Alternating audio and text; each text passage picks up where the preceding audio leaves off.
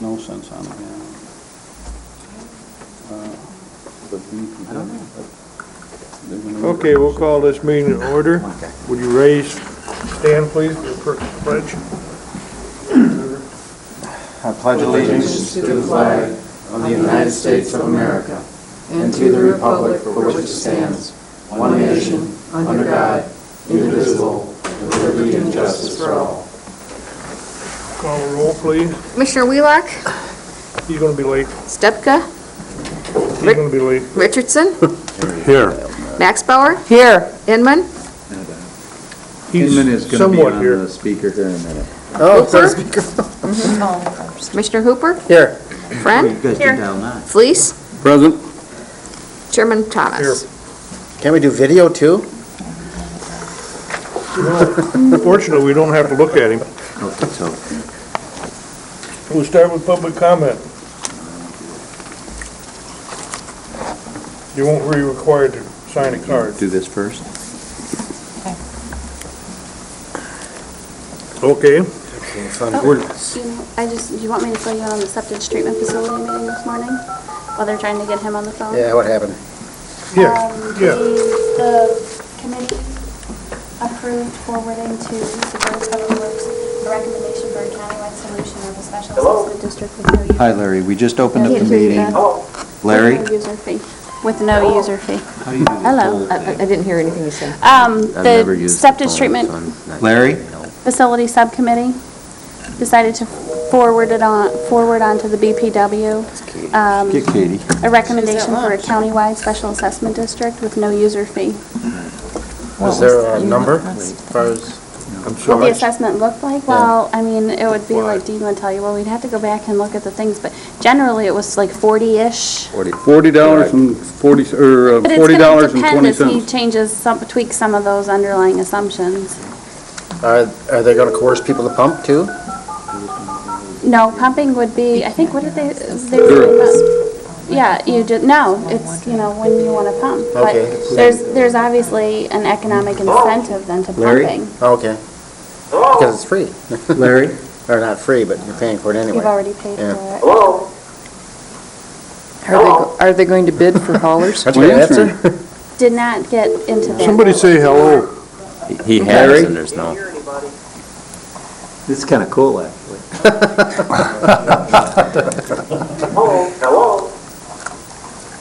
Hello? Yes, Larry, I know. We're just trying to figure it out. Although, don't and hang up. septic tank permits are suggested to go to $300. Sorry, Larry. From, Septic tank reasonable. From permits to $175? $300 Not quite a from double? $175. Beth, Yeah. was there any more strong sentiment for a small fee or not? When the septic finance committee took that action?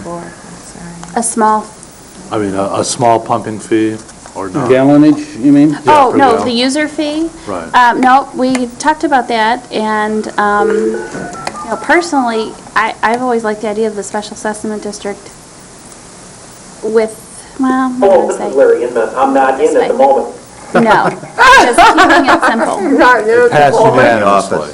What's that? It passed unanimously? Well, yeah, it would have. It did not because three of us wanted to see exactly what the BPW was going to see, and we said, nope, we'd like to see the written-up recommendation like Monday or Tuesday or whatever.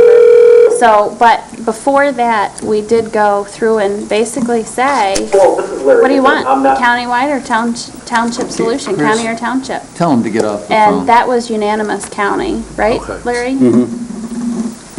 Yeah, and then we voted 4-3 to send it to the BPW after we had reviewed it, if anybody has any negative comments. Yeah, and I think, listening and based on the vote, that would have been unanimous had they said, we'll meet here Monday and review the material. Right. So you think it's unanimous to do a countywide assessment? Is that what you're? Well, With after the a members year, of the- yeah, it won't be immediate, it'll be a It'll take almost a one-year year to get it all set up. education deal, too. Oh, Well, you gotta do the distance. just to give you an example, it's $40 and 20 cents is what we were looking at. And if you added 4 cents a gallon to that, Dropped it when it down to came time to 34. pump. Huh? Dropped it down to $34. Yeah, dropped it down to 34, which is $6 less than the 40, but then you'd have Can you to, hear me? Larry, Hello? you'd have to go, Jeez. you'd have to go 8 years without pumping just to equal what it was at no cents a gallon, so we have to go with the no cents a gallon. No cents a gallon for a fee, mean? Right. Okay. You still gotta pay the pumping fee, you know, when he pumps it, the Right. trucker fee, I guess you Well, would yeah. call it. Are you go- Because one of the options had been that layered, the special, you pay. Are you going to bid that? And you pay a smaller Yeah. user fee. Well, we didn't I discuss think it, keep but it that simple was sounds best to the me. The intent? consensus of the group earlier. And, Well, I think- You know, of course, all As an those assessment- townships will pull out now. well, that's fine. Beth, wasn't That's what that I've said. the 400 or 500 block of 8th Street we were gonna assess to? Cute.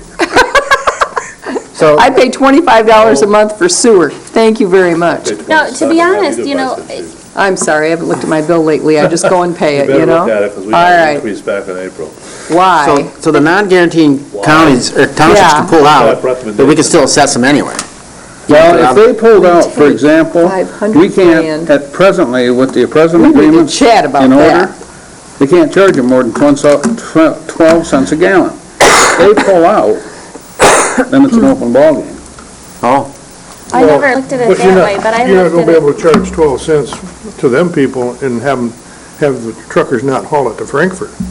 I know, but That's if Frankfurt's Frankfurt got can take limited capacity. it's a Larry and. Haulers don't care. No, we could actually talk to him when he went to speaker, so he's having problems with his phone. oh, Can you call his hotel room and have him put it on speaker? They have those.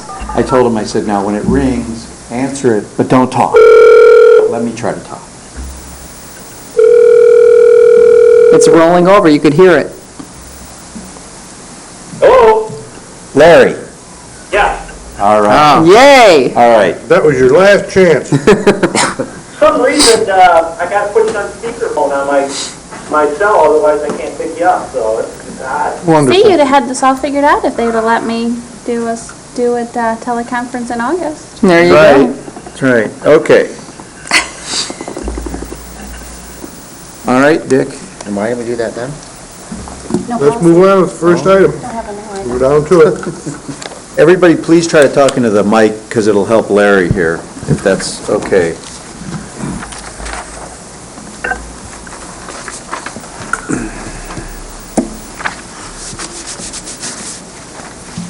So I assume you're starting, Dennis. Pardon? Are you starting? Well, it's believe the really your chairman agenda. The starts, first doesn't he? item was fund balance. Fund balance, yep. And so, last I heard, we're using over 900,000, is that the? 569, 205. That's what we 969. have in the fund balance, and we have 950,000 projected to be in this budget, correct? Correct. Dennis, that is, of course, a number that is before the board voted to give Commission on Aging and the DHS their interest money? Yep, if you look down on your agenda, that's another Oh, item all I right. stuck on the agenda. Thank you. Interest is number 3, or C, because we have to deal with that issue, too. Yes, we do. So the issue is, are we going to use this money or not? Is that what the question is, or how much are we going to use it? Because as I recall, last year, we budgeted 800,000, and then we only went down to 400? Isn't that what we? We budgeted approximately 743,000, and we added a little over 50,000 to the fund balance. For two primary reasons. The first being, while revenues came in at slightly higher than we budgeted, and the departments, for the most part, stayed under the, their total appropriation. So both favorable variances for revenues in total, and also favorable variances for the departmental budgets. It's you. Including the appropriations to all of the other funds that the general fund supports. And how much is was budgeted for this year of fund balance? Like 850 or something? But for 2009, Yeah. 470,000 approximately. I can't find my sheet. 497, 545. It's on that sheet right there in front of you, Ross. The left-hand column. Ah, I see, okay. And your Dean, I got a question, Larry. what is our current fund balance total? Is it like around 8 million? It's $9,569,000 at the end of 2008. That's an audited number. 9.5 million? Correct. What percent of that is the general budget, operating budget? Well, you'd have to simply compare that to the 30. Yeah, yes, I'm sorry. go ahead. I believe it's approximately 24% of our annual operating budget.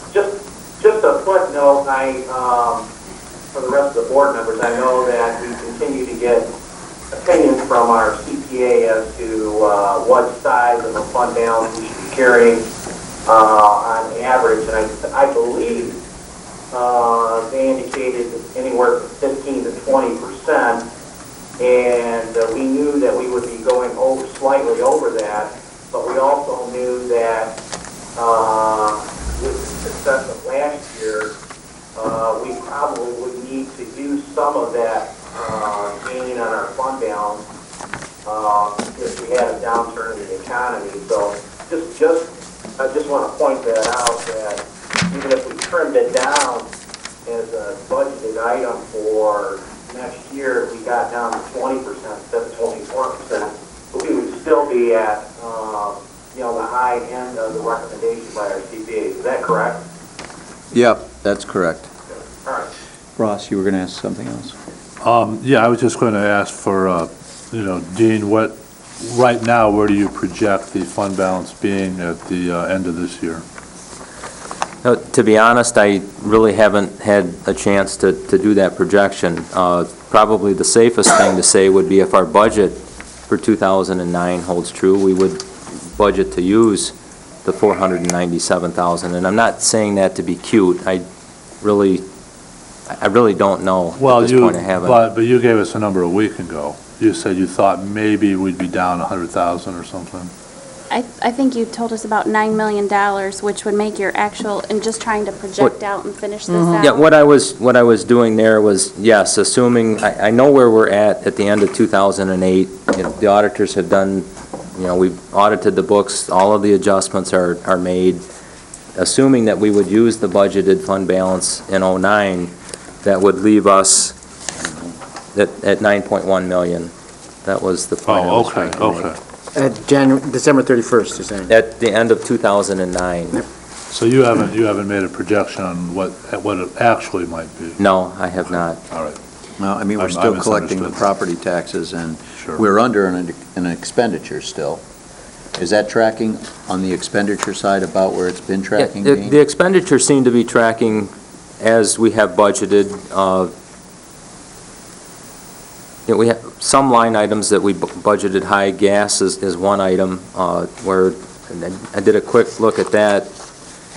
Across the board in the general fund, we're probably 40,000 over budgeted there, but you really need to look at a lot of the detail. Personnel is tracking right where it should be. We do have some departments in the past that have not been at full staff. Corrections is the primary one where we'll probably use more of what we budgeted there, but on the revenue side, I guess is where I have my bigger concerns. Some of the charges, the fee type revenues are down in some cases, but there are also other cases where we're tracking higher. So I'm more concerned about the volatility in the revenues at this point. And let me add, I have a concern still about the expenditures. I've heard a couple of commissioners say, for example, well, that $28,000 item that dispatch needed for that software to let the mobile data terminals, speed up and be able to cover the region and not be on the tower system, it's more on the phone satellite system. Well, maybe we can take that out of this year's budget, okay? Left over this year. And then last week, you guys approved, $65,000 out of this year's budget to do, to keep the MSU program going. Well, there's $65,000 right there. So Yeah. it's pretty hard to project that there'll be any savings at the end of this year. Another thing we talked about, that I talked about even, is remember in the year that we didn't put cars in the budget, we went at the year end and we took money out of the year end left over in the sheriff's budget and we bought cars so we'd have some cars. So, lots of unknowns at this point in time. And So, I think both on the revenue and expense side, when Dean says he's not joking about that, I really think you have to assume we're going to spend it. We're going to spend what was budgeted, the 400. Yeah. So we're going to be at the 9.1, is where we're going to be. But you're saying you are, well, okay. I was just going to ask, you are saying you're tracking under your expenditures right now, though? But we did last year, we do every year. Okay. Yeah, we do every year. And you can see last year, all we were able to increase the fund balance was by $50,000. And that was really the first downturn year, wasn't it? Correct. I mean, with what happened from actually August through the end of December 31st, 2008, was, the downturn.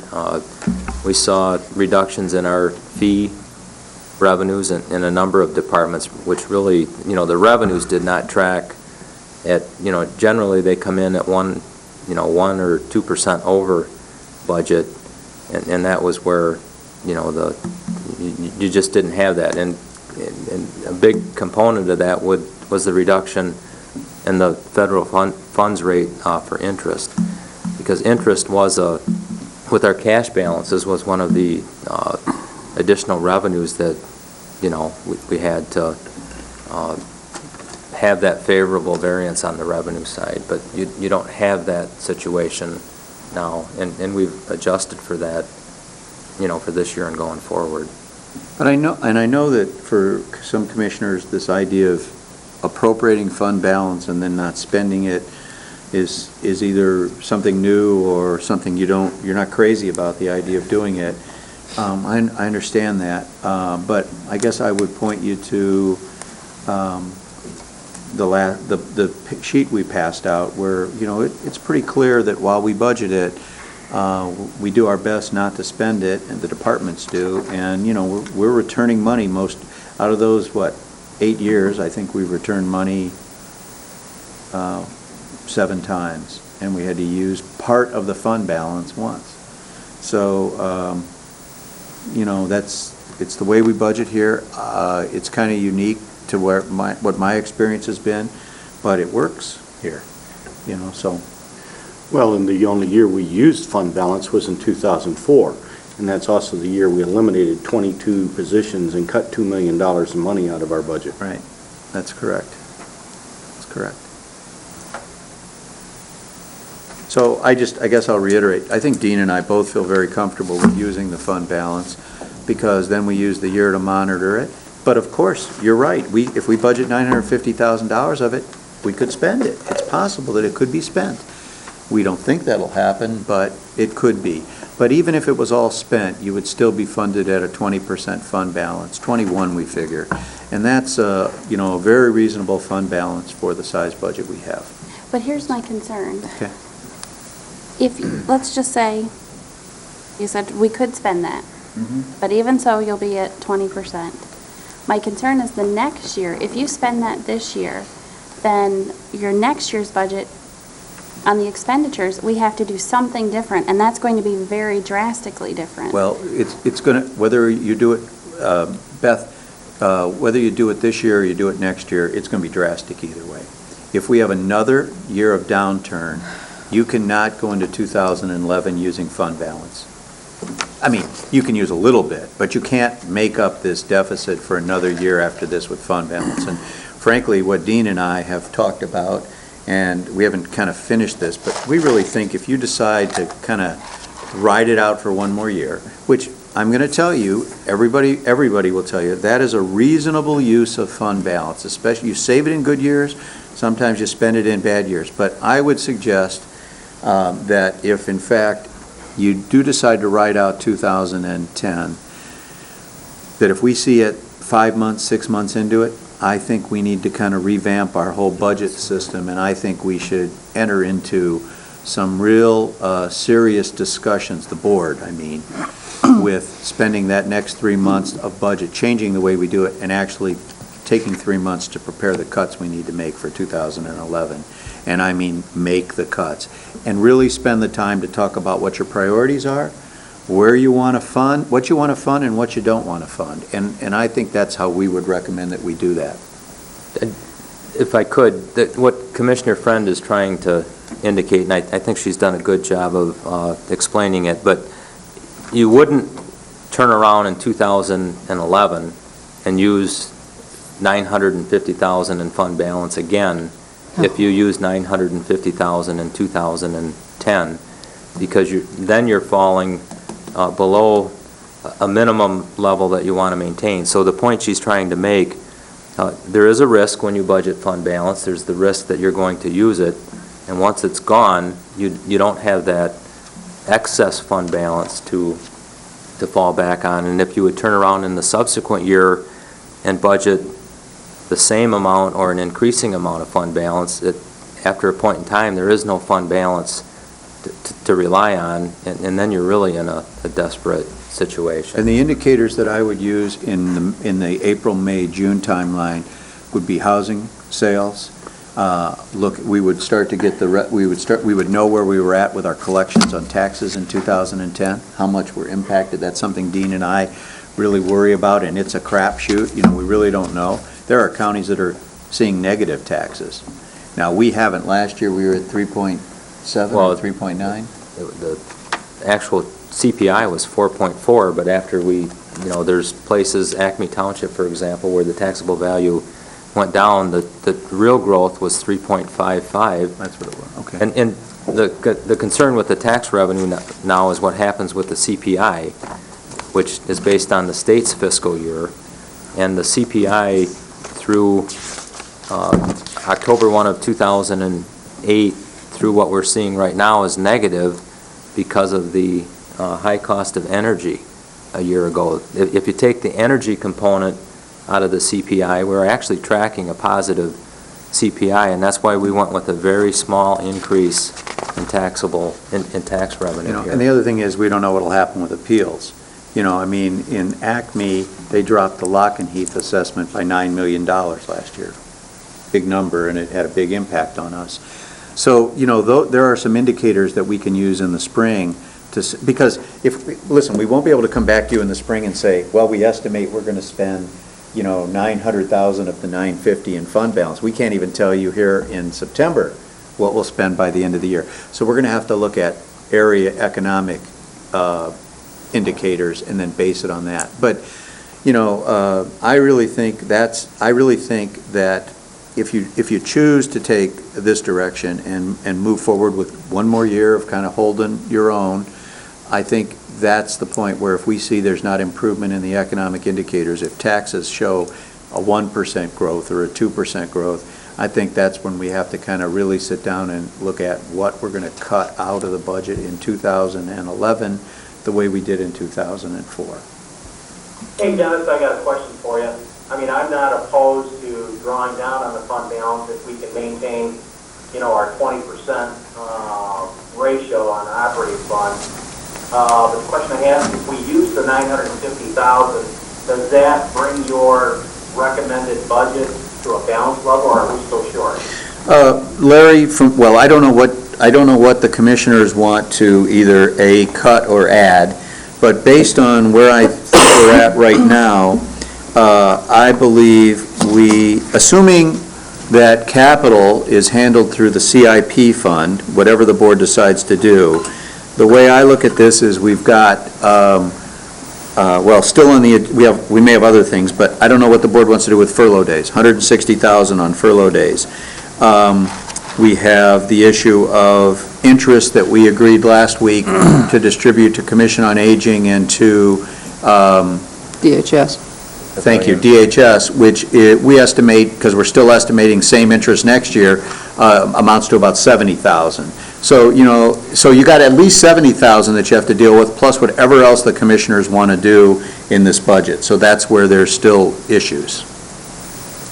So are you telling me that we would be short distributing the interest amount to the pavilions and the Commission on Aging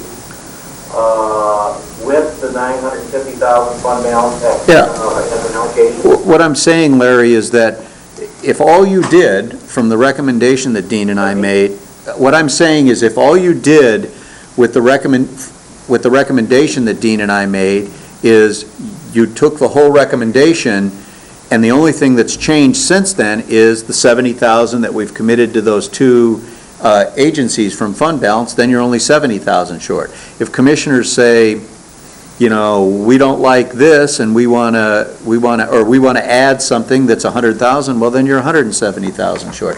If I've had some commissioners tell me this furlough day idea is not something they're totally sold on, well, that's 160,000. So, you know, whatever you decide to change from the recommendation, add it to the 70. Right now, as things stand, if you adopted the budget, you're $70,000 short. And that includes the recommendations for the furlough days. That would include having 2 furlough days. All right. I had a question. Dean, this is actually what I called you about. I'm sorry about the short time on it, but it's been a little busy. Anyway, there are other funds that are basically subsets of the general funds. I mean, like the CIP fund, for instance. Correct. How many of those are there? Are there any significant amounts of money in any of them, or? Well, you know, there are funds, and I think what you're looking at is obviously funds and fund balances that might be there. The health department is another example. Is that considered a subset of the general? Well, when you say subset of the general, they're really not. They're separate funds. You wouldn't call them, I don't think you'd call them a subset, but what you would say is that the general fund contributes to a bigger fund in which they're held. Yeah, but it's, okay, but it's not like, say, the Commission on Aging, which does have a separate fund, which is only funded through the millage, correct? It's just like the Commission on Aging, other than we make an appropriation from the general fund that's transferred over to those other funds. Okay. So, yeah, but you can look at them the same way. There are, for example, district and circuit court they're special revenue funds that, you know, they're a separate fund by and of themselves. They have their own balance sheet accounts, revenue and expenditure. There are no fund balances in those funds because we bill the counties every month for their share of the operating costs. Law library is a fund that the county appropriates money to, that there is a small fund balance there. The friend of the court is a fund where the county appropriates money to, but it also has other revenue sources, the federal, CRP reimbursement, there's a fund balance there. But in terms of, our facilities fund, the county facilities fund, which is in the facilities tab, does have primary source of revenue is the general fund appropriation, and we are using, you know, some of that fund balance as well. Most of the other funds, probably by their nature, are more restricted as to, you know, what their use would be for. The CIP fund's going to have $1.5 million in it. The health fund, you know, depending, you know, I told you last week, we just got that letter saying 150 of that 350 we're supposed to get, we're not going to get. You know, it probably has $500,000 or $600,000 in it. That's our biggest fund balance. But remember, in that budget, they've got $300,000 of it roughly allocated to fund next year's budget, correct? Yeah, Correct. we've been spending down. So there's about 300 in there. We've been spending down the health fund balance, right? The other ones, like just from recollection, the friend of the court, you know, it had maybe 140, 150,000 of it, that we estimated was going to be in there, and we put some amount of it into this budget. How much, do you remember? The friend of the court Yeah. appropriation is 360 or 70,000. Of fund balance? Oh, no, 40,000. We used 40 of it, so we take them down every year. Right after we get done with the first go-around of the budget, I asked Dean to go back and look at what the fund balances and all those funds are, and then look at taking some of it away. How much does your budget call for appropriating to the CIP fund next year? $1 million. $1 million even? Yep, $1 million even.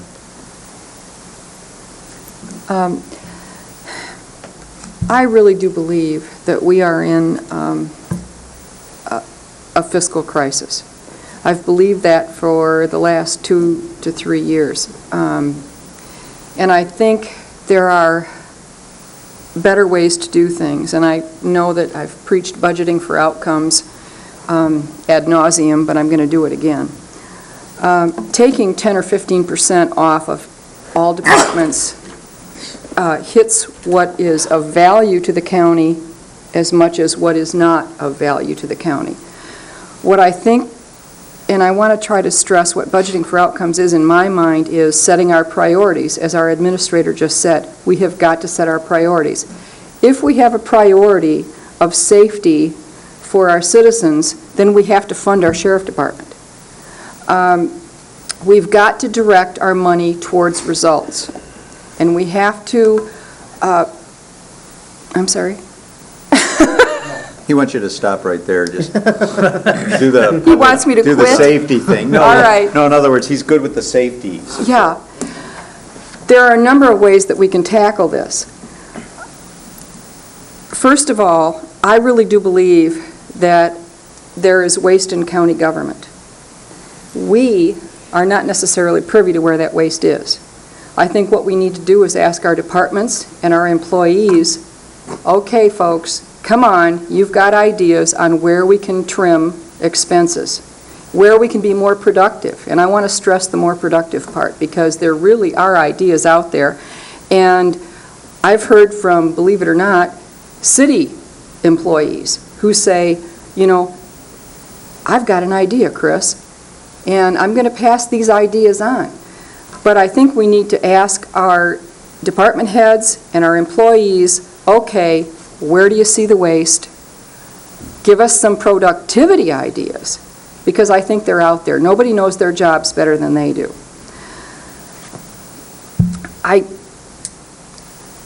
There's got to be some way that we can measure what is of value to our citizens. And I have to tell you, I think the Sheriff's Department is of value to our citizens, much more than other things. We can't be all things to everybody, and we've got to start making priorities. Whether or not we choose to adopt this budget is one thing. We have to have a budget, but I don't think we can wait 3 months just to try and look at next year. I think we have to take a look at it immediately.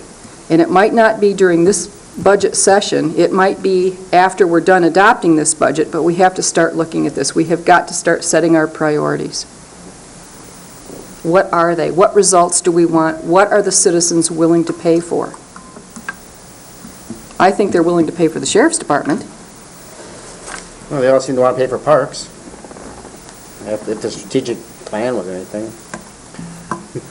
I mean, Well, it's interesting, if you looked at the strategic plan and what they supported and what they were willing to pay for were two completely separate lists. Yes, thank you, Commissioner Wheelock. Because there's a significant difference between what is their number one priority as far as environment and water quality and those kind of things, but then when we did the same study about what they were willing to pay millage for, or tax dollars to, it ranked like 13th. You know, I'm taking a look at the budget, and I'm seeing that we're paying, between conferences and dues, we're paying over $100,000 a year. You know, do we want that, or do we want a police car or 2 or 3?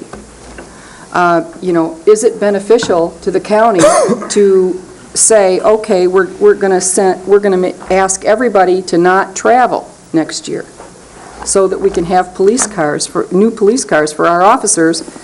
We don't want to postpone those for a year. These are questions that I think we need to answer. I understand what you're saying, but in particular when you talk about travel, or, you know, associations and memberships, that sort of thing. One thing I do want to make sure is, and I'm not saying 100,000 is appropriate or isn't, but I want to make sure that the employees that are here, we're giving them every opportunity to succeed, you know, professionally, that they are able to. And Commissioner Friend, you're exactly right. You know, there are, and I did take a close look at the budget. For instance, in community corrections, there are conferences that really are required training, and we certainly have to take a look at those, versus conferences that, you know, well, I'm just going to go to participate because I might learn something. For instance, does this board need to go to the NACO conference next year? Quite honestly, I don't think so. I don't think the board Can I respond to that? Certainly. Did somebody hear something? It's only 1 year, Commissioner Inman. Yeah, here's my comment on that, and I know that, sometimes appearances can make a difference, but, both the Michigan Association of Counties and the National Association of Counties are owned and operated by all the county commissioners, not only in the state and nationally. They are our frontline offense and defense when it comes to the state capitol, when it comes to a lot in Congress at NACO. And we also have those partners to do county commissioner training and other staff-related training. If all the counties that are having difficulty and some challenges in discussion of budgets just decided to not be involved in MAC or NACO, I can assure you that the fight in Lansing, the fight in Washington, D.C. would deteriorate.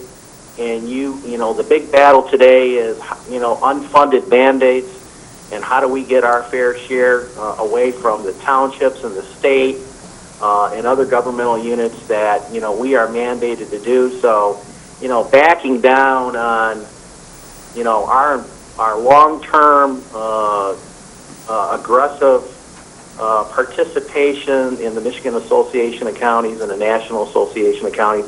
I think when times are tough, that's when we got to stand up, and we got to stand with MAC, we got to stand with NACO and say, we need change, we need something different to help fund the operations that you're requiring us to do.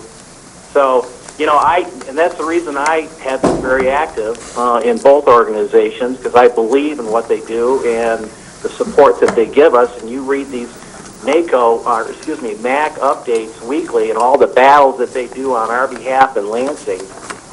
Part of it is our participation down there and being involved in committees and being involved in the conferences to make this thing work. And I'm not saying that everybody should go down there, and I have never seen, the travel end abused by our board. Usually a couple members are going down, and it's, we always bring something back that's usually pretty beneficial for everybody. And I had a personal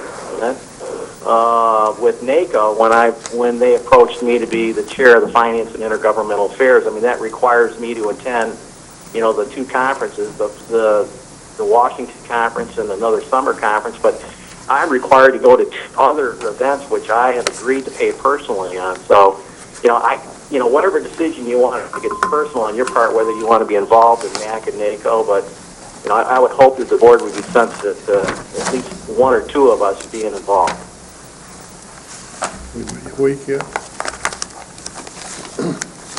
That's all that went to NACO last year. Isn't Larry the only one that went to NACO? No, I went as well, and quite honestly, I think we can skip a year.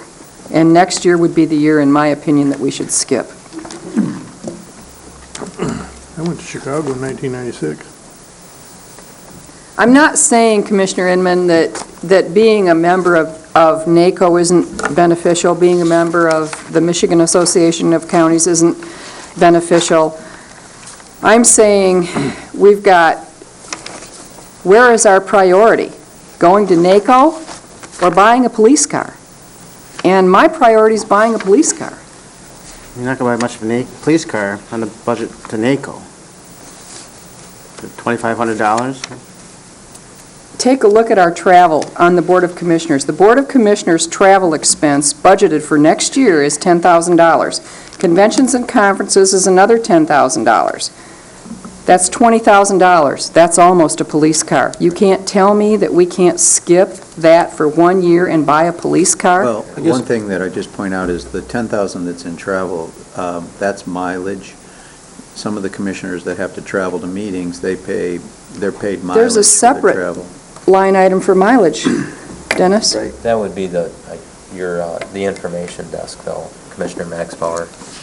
The information The what? volunteers, the Volunteer senior desk. volunteers, they're paid out of that mileage line item. So commissioners are paid out of the travel line item for mileage. So that's. What is our mileage for, well, I can take a Well, look. look at it there, it should be Yep, right there. I've got it right here.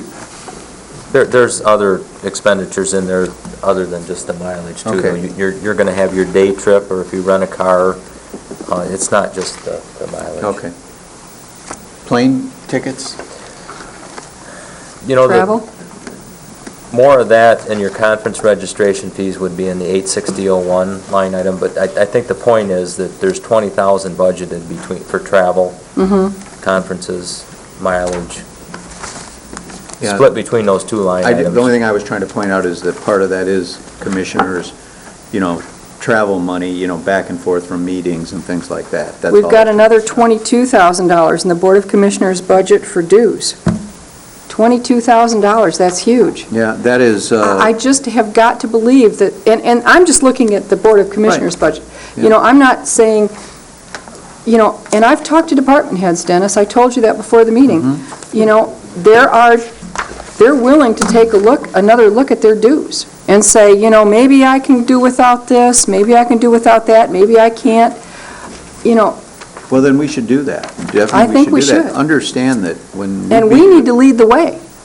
that would be a good example for everyone. I agree with you. And you know that we have had discussions, even you and I have had discussions about the whole NACO thing. I don't know that I disagree with you in terms of our need to go there every year. I think I agree.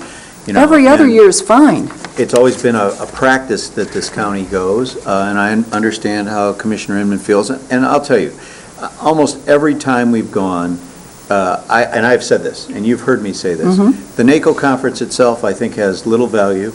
Now, it does from a standpoint of trying to be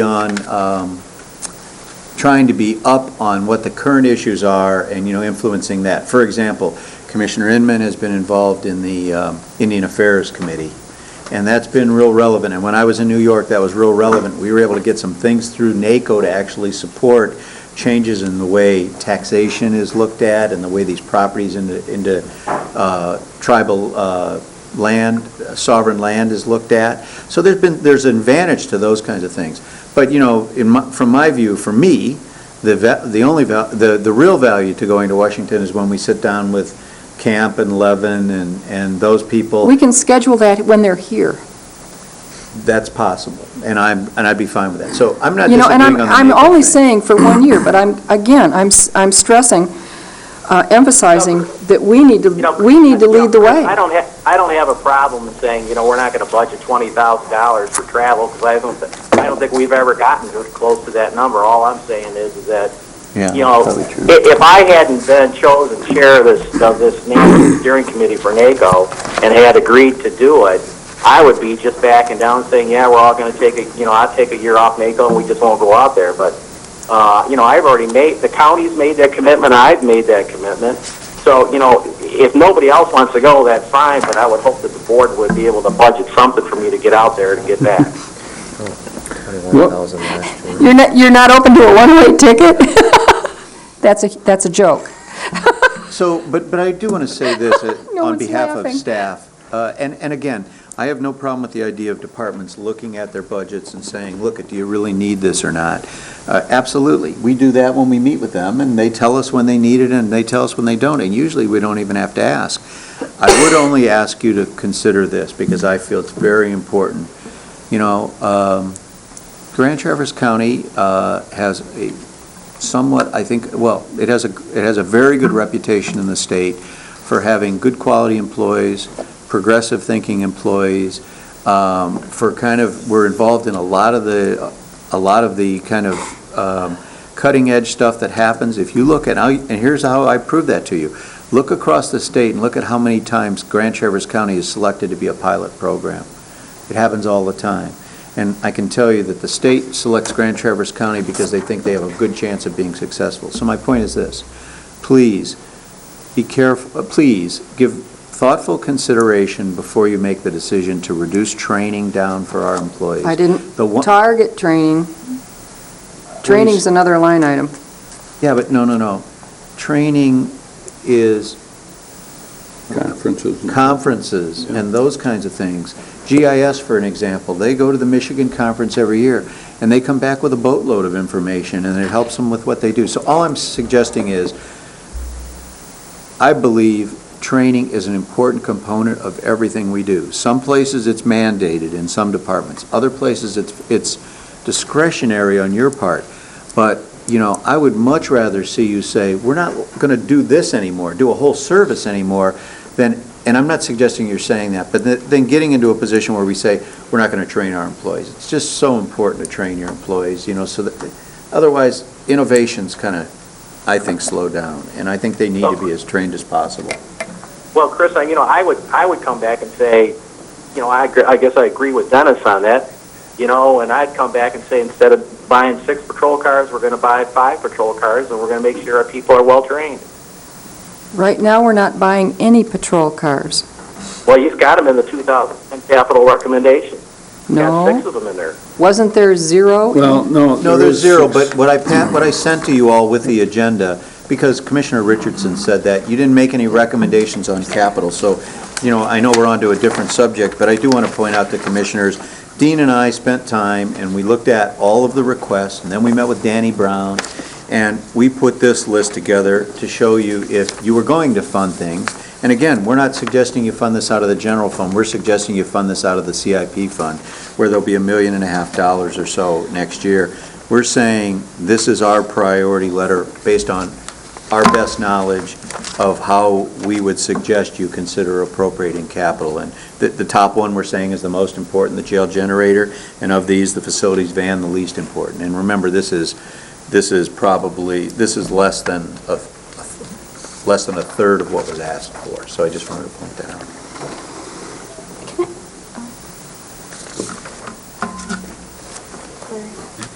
Speak up.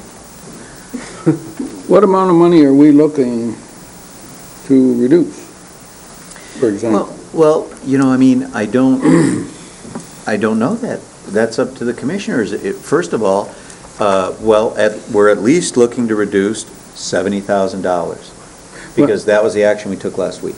Okay? I have to agree with Chris on some of her earlier comments, you know, maybe have the departments re-examine themselves, and there's always a little bit of fat someplace. But looking at this capital recommendations, and maybe I'm all wet, but my question would be on these recommendations, the jail generator, will it run another year? Probably.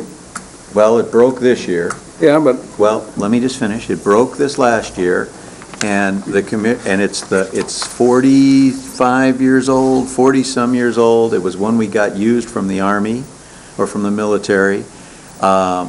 They were able to manufacture some of the parts, but when they came up and looked at it, they said there are certain pieces of that cannot be fixed.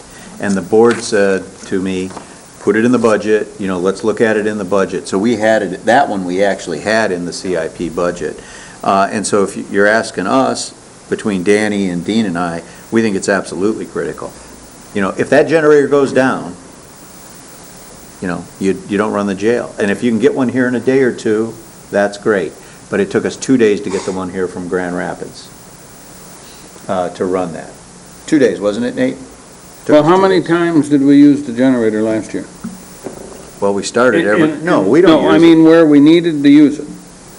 You know, Because it kicks on automatically. Yep. I don't think we had to use it at all last year, except when it broke. I mean, no, we didn't have to use it all. No, I'm sorry, we used it when we broke it. Except when it broke. We tested every month. I was here We when tested every month. I was here when they bought it, and if recollection serves me correctly, it cost us it cost somebody $6,000. I don't know. And I understand how that thing works, and I understand its importance, but, you know, with our source of power today, I wouldn't categorize that as, I mean, it needs to be replaced, no doubt, I agree. But if we're looking to save $125, maybe that would be one item we could consider. Another one, the historic courthouse replacement locks. You know, those locks I'm sure could wait a year. But Jail lock replacement, they could probably But wait. Larry, he doesn't have these factored into the budget yet, so doing away with that isn't addressing. They don't save you. Well, the first two are, Beth. Yeah, but they're out of the CIP fund. They're not out of the general fund. Which brings me to a question. What else has been obligated out of the CIP fund for next year?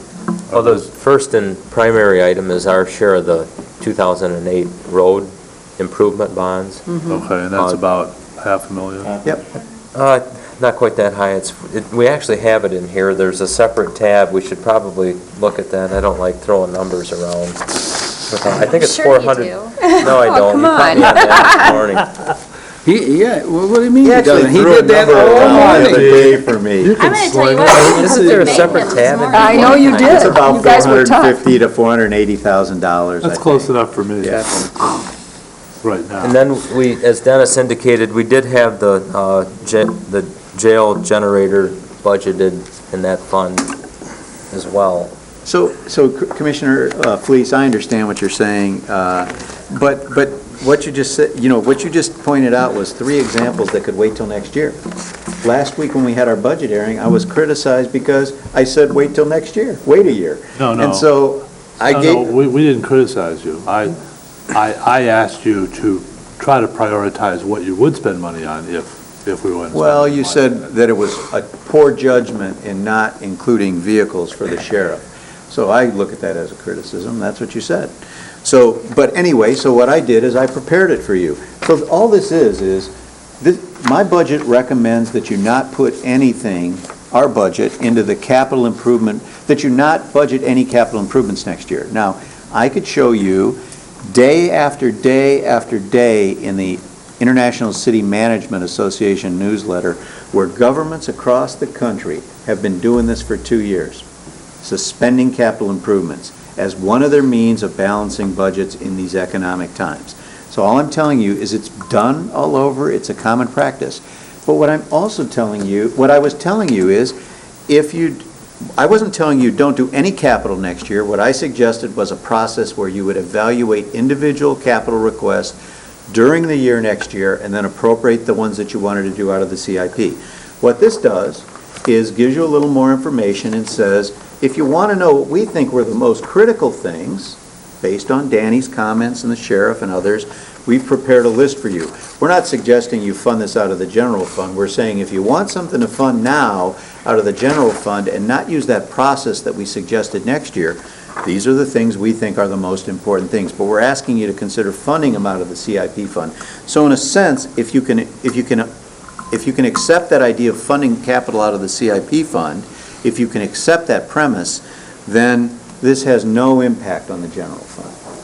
Okay, now, so when you say the CIP fund next year will have about 1.5 million in it. Yeah, we should get that out and look at it here. That's after we've spent the 450 for road bonds, after we've spent 125,000 on a jail generator, and after 150,000 for the continuation of the imaging implementation. Is that? I want Dean to double check Is that. that I wanna make sure. a reasonably accurate statement? If we could just have a minute, I'd like him to kind of look at that and make sure. Dean, while you're doing that, I just thought of something Well- with regard to the suggestion by Christine. At least 4 years ago, I cut a deal with the board and Dennis Aloya that I would not submit any mileage reports throughout the year for attending meetings, or if I drove down to Lansing, I would not submit a mileage report, nor would I submit a hotel expense report. And the deal I cut was that, I was sensitive to the fact that, the county was sending me to the NACO conference, and so instead of submitting, annual mileage expenses of $3,000 to $4,000, some of the county commissioners that, do send in expense reports, I would agree not to send in an expense report to offset the cost of going to NACO rather than having that come out as just an additional amount to the county. So, I am receptive to that, that comment, Chris. I also want to let you know that, I'm foregoing a lot of stuff that other commissioners are sending expense reports in, so I can be involved in NACO, so. Okay, back to, did you want to respond, or? Okay, back to I the... couldn't hear him, I'm sorry. You and Dean were talking, and I couldn't hear him. He I'm sorry. basically just All said right. that What he are you doesn't saying? charge mileage, but he goes to NACO, and it was kind of a trade-off for him. Pays his own way. So, All right, so this CIP report that we gave you last week, it's called CIP started in 2007. Okay? So I'm just going to look at that to answer Commissioner Ross's question. If you look at the 2009, it says we're going to have a net of $1,213,738 at the end of the year, okay? That's after all the expenses below that, okay? Then we're going to add $1 million next year that's in the budget, so now we're at $2,200,000. Then we're going to take out $437,000 for the road bond. So now we're at $1,750,000, okay? So that's $1,750,000 without, that's $1,750,000 will be in there, not counting anything here. Okay, and then what about this road funding allocation for Traverse City and the transfer? No, that was a one-time, That's already been dealt yes, with. that's all taken care of. All that stuff below that is taken care And the of. transfer out for the third floor has already been taken care of.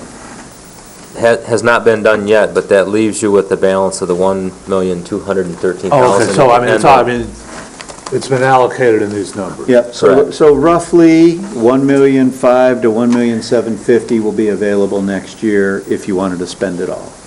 And you're saying we won't be After putting we any pay the money in? roads. I'm sorry? We won't be putting any money back into that? Well, we're putting $1 million into it next To year. start with, okay. That includes the $1 million, though. Okay. But you can see, I mean, obviously from the list, how quickly things add up and how Yes, quickly indeed. they can be depleted. Absolutely. And the intent of this fund was to grow, wasn't it? We were going to Yeah. grow this. Well, Yes, it has the whole actually intent two was, intents. To grow the it. intent was to not even spend it till after Yeah. 2012. Well, let's But go- there's the primary reason for doing it was to condition or train ourselves to build up, to budget so that we don't, the revenue sharing, whether or not we receive revenue sharing ever again is an issue, and this was Dennis's idea to actually train ourselves to take that amount over the budget, building towards the $1.5 million over a period of time, and ultimately that period of time to get from 0 to $1.5 million is the period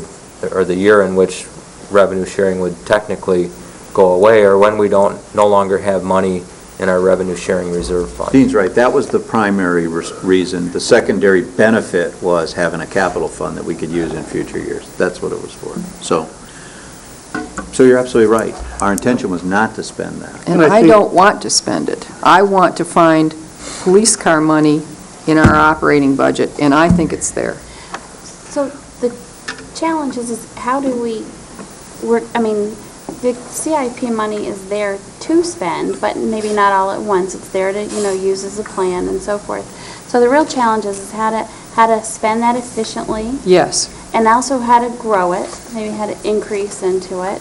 And so when I'm looking at the past years, and this is the fund balance sheet, again, my concern was, if we have used that $950,000 that's dedicated for next year in fund balance, which is possible, Absolutely. then we can't do that next year. And that's a very quick change you're going to have to make in the budgets. I mean, this county will see some dramatic changes in a very short period of time. Like we did in 2004. Right. Exactly. Right. And especially if the revenue situation doesn't improve, because that's So an we important need to start aspect. now. So the other thing is, and I think Larry kind of mentioned this, like something was budgeted 20,000. He said, yeah, but we don't ever spend that. So I mean, I think there is a component too, as Larry and Larry Fleece and Chris mentioned about going through and saying, is there any more we can extract from certain line items without taking away the ability for our employees to have good training, those types of things. So we can look at possibly tightening that budget down a little bit through those type of mechanisms. But I think we really should, as hard as it is, I think we really should look at not planning on budgeting that much fund balance. And the reason I say is and what happens if things do stay the same, and we had a traditional year as in previous years, and you say the end of 2010, you actually add $50,000 to your fund balance, Well, that doesn't mean that means you've actually spent $1 million less than you planned on, right? Right. So what can you do with those funds? That's where we could put those funds into a capital improvement plan. I mean, for example, and this is probably not a really good example, but the jail, I've heard before, that's going to take a tremendous amount of money and probably a millage campaign and well-educate the taxpayers and so forth. You know, things like that might be a lot more doable if we had money to bring to the table as a matching. We can fund half of this huge expenditure, or we can afford some of the other things that are capital-wise. Well, I mean, I understand what you're saying, and that makes good sense. I understand that, it makes sense to me. You know, and I would say there's a couple points. First, if we couldn't demonstrate to you what we did in our fund balance here to show you that in fact this process works and builds the fund balance on an average year, builds the fund balance every year. If I couldn't show you that, I would understand your concern to say we shouldn't budget it. But we do live within it, and I would say that it makes, like Nate's job, for example, much easier to know he's got a little flexibility in the budget. It doesn't make Nate spend 100% of what he gets. He works every day, and I'm picking on him because he's here, but he works every day trying to make sure there's money left over in that budget at the end of the year. And so what I'm saying is you don't have departments that just willy-nilly spend money, okay? So that's an important thing for, I think, you to consider in this. We have a very successful track record of budgeting it this way and not spending it. And so I say to you, what is the harm in doing it this way if we've taken the fund balance and built it from $5 million to $9 million? To me, that's better than, I bet you, 98% of the counties in the state. So from that standpoint, that's true. Now, that's not to dispute what Commissioner Maxbauer said, because I think the sooner you guys are ready to really look at the issues, the better off we are. And I don't have any problem with that. I would welcome that. We have to start now. The other thing I want to say, though, that is important is that the fund balance is it's a mechanism that we use to budget for need. I don't know whether next year we're going to spend the $1.1 million that we budgeted in the child care fund or $900,000. You know, when we spend $900,000, it's good and we're happy. When we spend a little bit more than $900,000, what we do is we go to these other funds that don't spend it all, and we use that to make up the difference. And I think what we're demonstrating is we have not had a deficit. We've not had a year in a deficit, and I think that that's kind of an important aspect of this. You know, we don't have deficits, and you know what? In the ideal world, you're absolutely right. Don't budget any fund balance, and don't and you know, live off what you put in the budget. But I would maintain to you that's exactly what we've done. We've lived off. Commissioner Friend didn't say don't spend the fund balance. She said don't budget it. She said reduce it, I think. She That's said what I don't heard. budget it or reduce it. Reduce is that what I heard? I was thinking reduce it, and that amount that you do end up saying, you can put it into But, capital improvements. you can Commissioner, have let it me for add one designated more fund thing. balance. This is, and I think this is critical, and people don't recognize this. I'm not talking about commissioners, I'm talking about the public doesn't recognize this. Okay, your comment was save it, you know, if you save it, put it in the fund balance. Listen, put it in the capital budget. I have no problem with the idea that if we have a good year at the end of the year, rather than adding to our fund balance when we're at 25%, in fact, we talked about that last year. We take that money and we add it to a capital budget that helps build that capital fund. But it's important to realize that we, in the last 5 years, 6 years, have taken on this pretty huge maintenance repair plan where we've spent anywhere from $500,000 to over $1 million a year fixing things up, okay? We didn't raise taxes. We didn't do anything, and we still did that out of the budget, and we built the fund balance. And in addition to that, in the last 4 or 5 years, we built a remodeled sheriff's office, $2 million, expanded a jail by 42 beds, $2 million, built a new court building, $8 million, and we didn't go once back to the taxpayers and ask for any money. We did it all out of money we had. And so all I'm trying to demonstrate is, I'm telling you, and that's just my experience, this system has been it's proactive, it's somewhat innovative, it may be unusual, but it's really worked. And I'm going to tell you, we're certainly in the top 3, we're certainly in the top 5 counties in the state in terms of our financial condition. So I just point that out, that it works. It works very well here. But I do agree that what Commissioner Maxbauer said is really the appropriate thing. And when I say start it in 6 months, if we can start it next week, I'd be very happy, to do that. But really, I mean, I think everything that we've shown you demonstrates we've been successful in this. I just want to say it, this is only a guide when we get all done. Well, I understand And that. as Dean whacks and chops at it all year, we amend it like every month. But so far, except for 1 year, we've come out very well every year, so. Don't get, I guess I'm saying don't get too over concerned about certain items, small items. But the other thing, Beth, is, I mean, he's talking about using $950,000 of fund balance. That includes $160,000 in furloughs, which some of us aren't real crazy about. It does not include the $70,000 that we decided to give back to the Commission on Aging and the pavilions 3 days ago. It doesn't include any increases we want to make. I know there are some strong sentiments, I think, on some of the commissioners on trying to find a way to, fund another position in the Veterans Department. Obviously, the cars for the Sheriff's Department is significant, and there are still some health department programs that I think are near and dear to some of us that we don't even know what the result's going to be.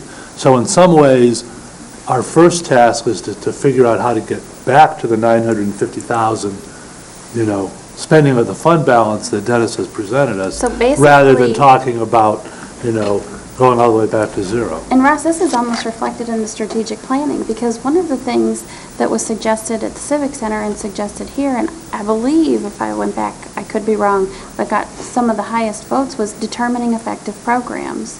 And that was very important to the public that was there. It was important to this commission.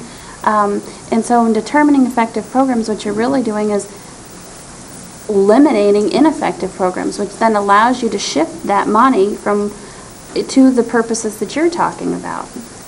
Yeah, that's true. It's budgeting for outcomes. But, we don't have a budgeting for outcomes process yet, and so, outside of every single one of us going through this budget with a fine-tooth comb, I know I have some specific recommendations, I'm sure other commissioners do as well, but generally, the county administrator is the person we've hired to make those decisions for us. I have a lot of comments to make about the furloughs, but I figure that's for later in the discussion, and One last thing. I don't want to do that now. Does the county have, and I don't think that we do, a specific policy on what, the commissioners would find as their goal to maintain the fund balance at? I don't know that we did it in a formal resolution, but the board in every budget that I've been here has said we want to be in the 15 to 20% range, and we've talked about but 20% has been the one that we've constantly talked about as I've recommended budgets for the last 3 years anyway. And I've seen 5 to 15 recommended a lot with like the government finance office, all that kind of stuff, but 15 to 20 seems appropriate, especially if you have to take into account, how cyclical or at risk some of your funds are. Yeah, I'll tell you, Beth, when we, and I don't do it, they don't let me do it very much, but when we get on the phone with Moody's and Standard & Poor's. That's right. They don't let you talk to them. They don't let me talk to them too much, but when they do, the first question they ask us is, what percentage is your fund balance at? And the second question they ask is, what's the status of your tax delinquent fund? And so those are very important for those kinds of things. And 20, I'm going to tell you, I bet you 10% of the counties in this state do not have a 20% fund balance. When Michigan State went in and started a program 3 years ago where they went in and they assessed the financial viability of all the counties in the state. They did this regular program they devised. I think there were 5 or 6 counties that were rated at what was called a 0. 0 was the ultimate level, and we were one of those. So, there are just, so yes, keeping a fund balance, nobody's more concerned about keeping a fund balance at a reasonable level than Dean and I, because it has such a ripple effect on so much else we do, so. And I think 20% is an appropriate level, but it's a fine line. You keep any less, and that's not good, and you keep get- any more, And people are saying, why are you building up so much money? well, you can either offer services or cut taxes. Taxes, yeah. What, so, if I could ask a question, what happened in 2007? Because there was like a $2.2 million swing there. 2007 was the year that we had our largest interest earnings based on two things. One was rates were relatively high, but also because of our cash balances with the revenue sharing reserve fund that had probably $13 or $14 million in cash that we were able to keep the interest in the general fund. And then the other factor was tax revenues were higher than we budgeted because we had good growth in the tax base and taxable value. And we also got a little bit of a pickup every year from the shift to the summer tax levy, because when they allowed us to do that, they set the levy based on the 2004 taxable value. So anything that came in over and above that fixed amount was current year revenue. One of those years, Commissioner, our tax increase based on growth was 9%, which is really high. Yeah. Actually, most years were in the 8 to 9% range for about 3 years in a row. No, I think one thing that's important to note is, our responsibility is sound fiscal budgeting of this funding. And that includes taking years when we have extra money and investing that properly, and taking years when we're lean and using some of that money that we've gained that we've invested. It's not any different than at home. And, as far as worrying about whether it's in the fund balance or whether it's in the CIP fund, if I take money out of my right-hand pocket and put it in my left-hand pocket, it really doesn't make a difference. It's strictly a matter that our responsibility is to fund the programs that we deem to be important to this community at an appropriate level. And that's what we have to do. We have to draw a budget that meets the needs of this community. Now, how we go about assessing which programs are most important is, I have no idea. I've sat through literally hundreds of public meetings in the last 30 years between the township and the county, and I can tell you that I haven't seen a 0.5% of the people in this room telling us what programs they like and what programs they don't like, unless we talk about eliminating something. And then I'll fill this room up every time.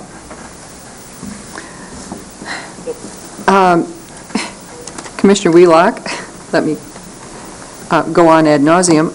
What I just heard you say is budgeting for outcomes, because what that is the results citizens want at a price they're willing to pay.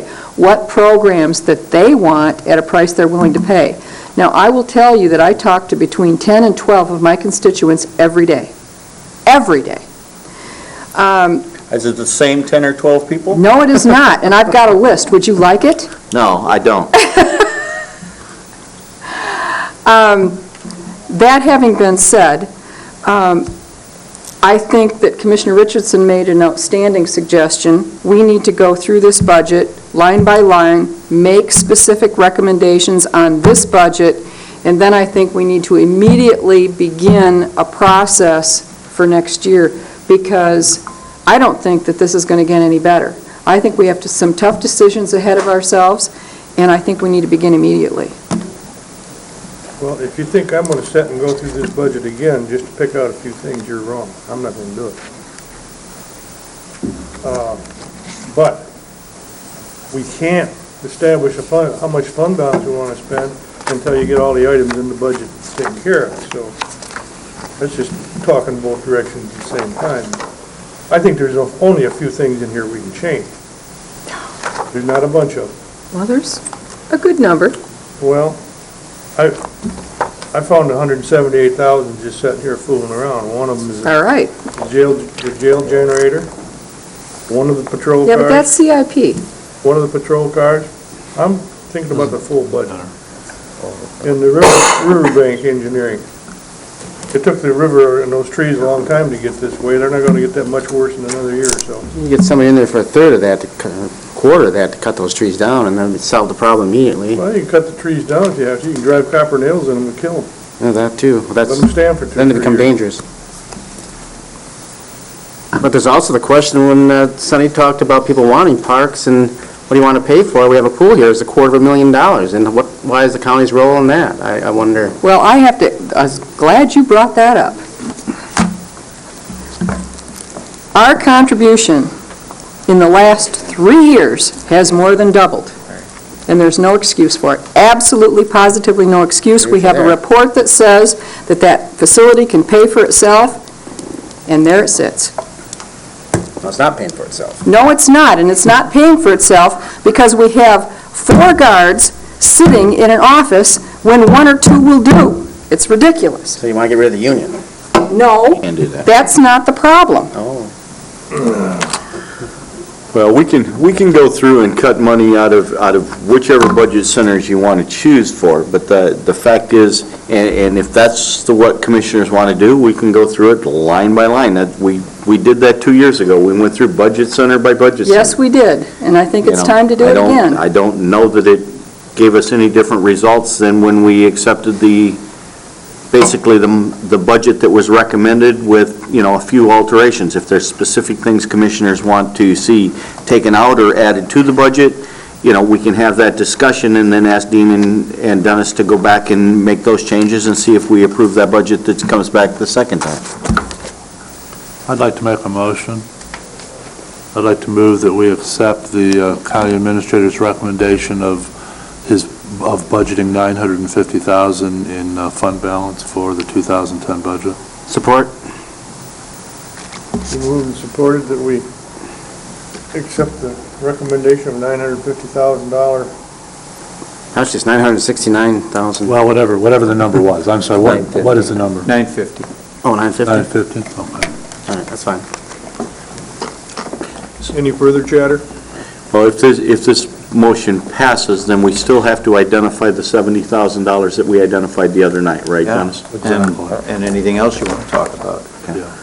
I mean, I think that's a starting point to then start the negotiation of, what we spend and where we cut, so that's why I made the motion. I'm not in favor of furlough days whatsoever. Well, that's what we need to talk about. We have to get to there. Huh? I said that's what we need to talk about. Yeah. That's not next. But just for a little more commentary on that part, today's Record Eagle, there's a letter to the forum letter. And I think I have to agree with that guy. Why would we want to tax our own employees? And the rest of the people in Grand Rapids County don't have to pay, just the employees. That's not right either. Further discussion? All in favor of the motion? Aye. Opposed, the same? Aye. Roll call vote, please. Commissioner Wheelock? Yes. Stepka? Yes. Richardson? Yes. Max Bauer? No. Inman? Oh, can't Yes. vote. Can he Yes. vote? Can he vote on this? Yes? That's what, Okay, you can. and he what said he yes. Yeah. Okay. Hooper? Yes. Friend? No. Fleece? Yes. Chairman Thomas? I'm going to vote yes, but I think it's backing into it. That's all right. My only concern is that we've set the amount of fund balance that we're using before we establish what we're going to spend the money on in this budget, because we may decide we should have actually had another $10,000 of that fund balance, but well, I think we can always go back and change it. it's a guide Exactly. now. well, You've that's set all it a, is set a anyway. level to work from. You Listen, can change it. If you come, what I was going to say is, recommended practices are setting your fund balance target and working from there, and setting a policy Okay. for it too. yeah, So- and so what I was going to say was, you know, as you go through the rest of this, if you come up with another 300,000 or 400,000 in cuts, you may decide you want to, not use so much, but at least get you started now, which I think was a good suggestion, to get it started. I think we were floundering a little. Yeah. Floundering, absolutely. All right, so, So is it the intention that we're going to go through this budget, line budget? I would hope so. We do it today? Or is that for Well, the follow-up meeting? the next thing you said to put on the list was capital improvements. I Now, think we I don't know if discussed you it. want to deal with that. I think we need to go through the budget line by line first, and then, if there's any money left over, decide whether or not to put it back into fund balance or direct it to capital improvements. Oh, can we, well, I just was hoping we could just talk about general capital improvements first. Okay, I'm not that fussy. Am I fussy? No, Oh, I was trying to demonstrate my flexibility. I know. I know you are. Well, I'm not going through it line by line, you can do whatever you want, because there's too much of it we can't change anyway. There's a bunch we can change. Well, I do think if there's specific things. why don't we you- just flip Yes, through look at the, specifics, or whatever. If there's specific things we want to go through line by line, if you know something, then that's appropriate. If in general we're asking for, so much to be found from it, then that type of thing can go back to administration for them to deal with the departments and figure it out. But I don't know that we're going to carve out all of those line items. let's go. If I could have a clarification, because I can't hear everybody, with regard to the capital improvement recommendation that Dennis faxed me, are we saying we are not going to fund any of those items, or we are? We haven't we're gotten gonna- to that discussion yet, Larry. We're going All right. to talk about it right now, but we've been whispering, so you wouldn't know what was going on, Larry. All right. On purpose. Because, given this is, this is a separate fund that we've been reserving for, I would suspect that we would just pick and choose what we think is important for next year and just fund it out of that fund. But I'm inclined to deal with the budget first and then do the capital improvement fund, because if we can find funds in the general fund budget to make some of these purchases, then we don't have to use the capital improvement fund. it's always a frightening thing. If some and of I those things agree can with be you, funded out of Commissioner. the general fund budget, then we don't have to use the capital improvement fund at all, Or or at least part. Or conversely, if we're short on cash, we might not want to put a whole $1 million into the capital improvement fund next year. All right. So, I think the budget has to come before the capital improvement fund. Mr. I Chairman, agree. one of the things that I want to talk about, and I'll just toss it out here, is the $88,000 that is now in the budget for Metro Fire. I'm sorry, I think if we direct a portion of that money, and I believe my recollection is around $10,000, towards MSU Extension and their program on fire prevention, we get more for less. And I will tell you, I have sat through 3 presentations with the MSU Extension Department on what their program is. It's absolutely outstanding. Okay, now, so we can direct maybe $10,000 towards Jen Ritter and that program, and we can save $78,000 out of the donation to Metro Fire for fire prevention. I think, though, Commissioner, it was 32,000. Well, In the program budget, you have $88,000 written down. No, what I'm saying is, I think the For MSU MSU. request was 32,000. When we went through that, I have it in my office, I think it's 32. Oh, hang on a minute, And I've then got that it was here. Hang on. Reducing the metro budget. Is it in their MSU budget this year? We'd still be saving. Well, we'd still be saving a significant amount No, of I just money. wanted to say, I think it's not 10, it's 32. All right, well, I'm looking I don't have here. a Hang problem on. with it, I'm just saying it's a different number. Let's get the number right. Yeah. Dennis, where are those appropriations? I've MSU. probably, I've thrown so many figures in. Well, what I got, Dennis, is that it says miscellaneous. MSU Extension Program Assistant, $10,000. Now, perhaps that's not the right line, but that's what I have on the spreadsheet. Can I Well, just put another, can I make a remark on that?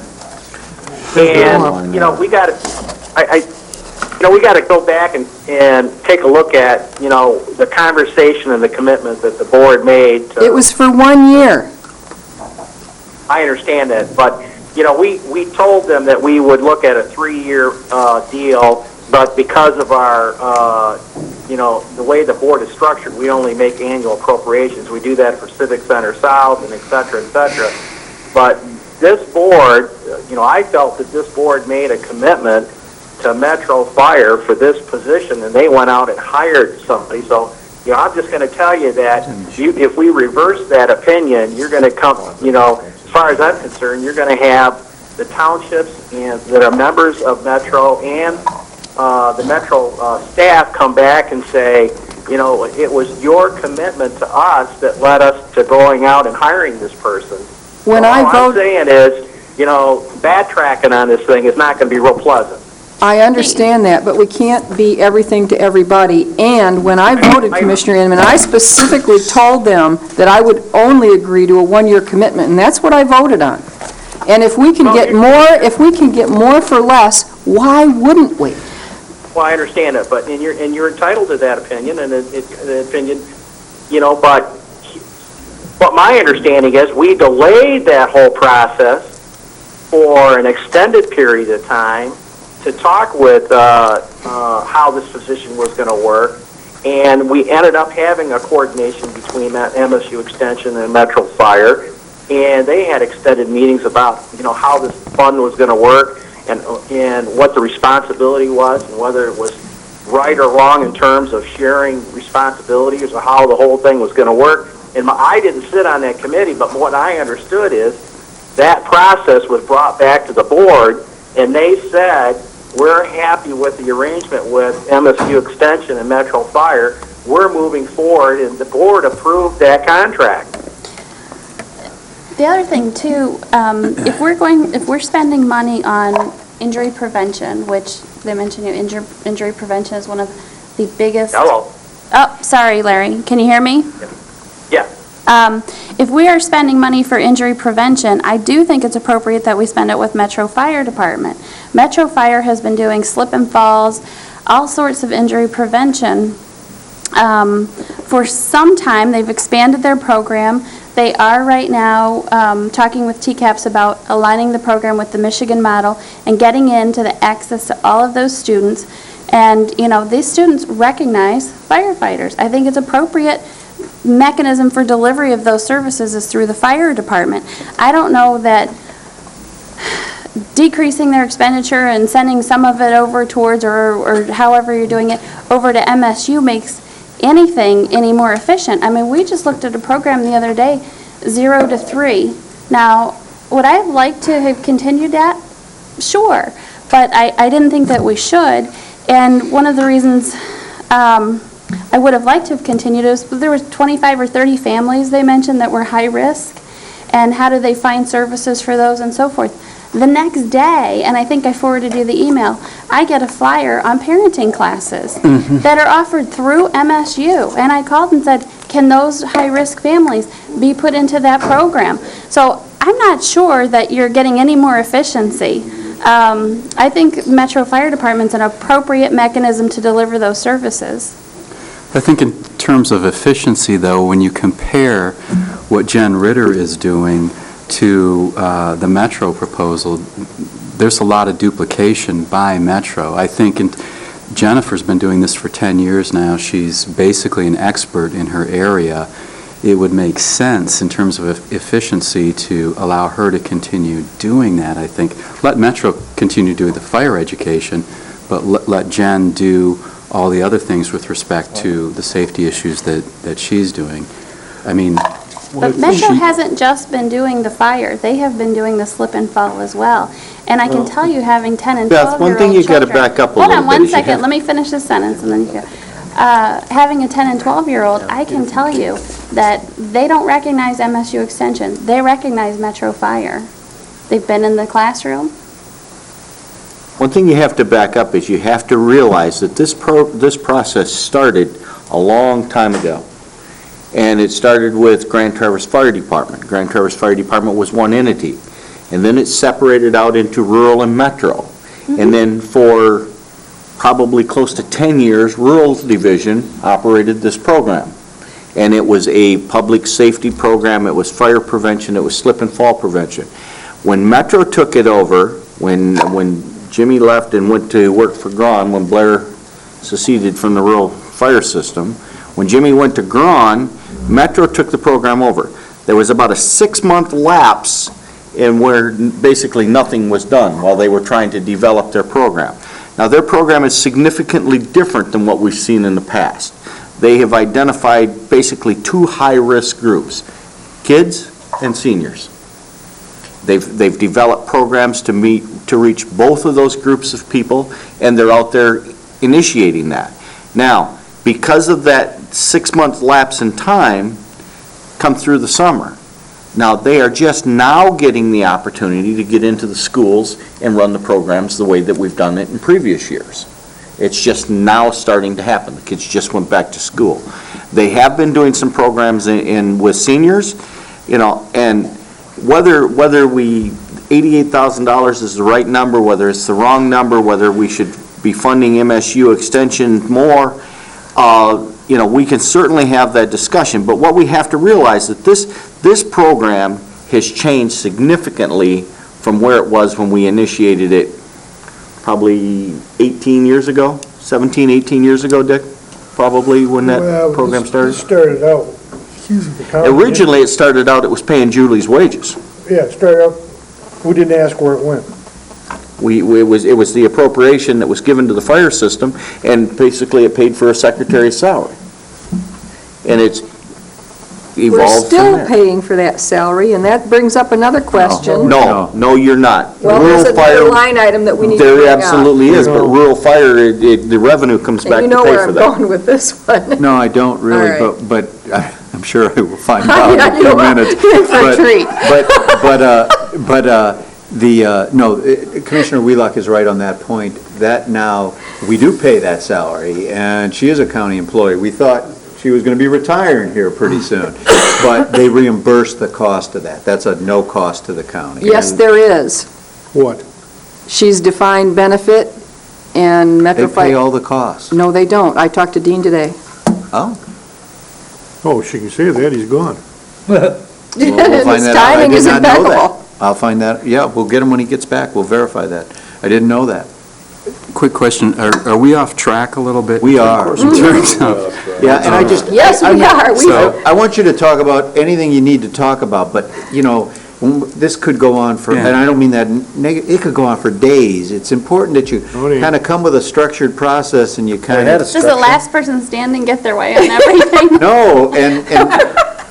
No, and actually, that's why, I think Ross's thing was a good first step. Now you got one decision. And if you want to go through department by department, listen, the capital budget, right now, there's no money in it, and we're saying if you want to put money in it, we recommend it come from CIP. So if you really feel compelled to go through department by department, I do. Then go through it department by department.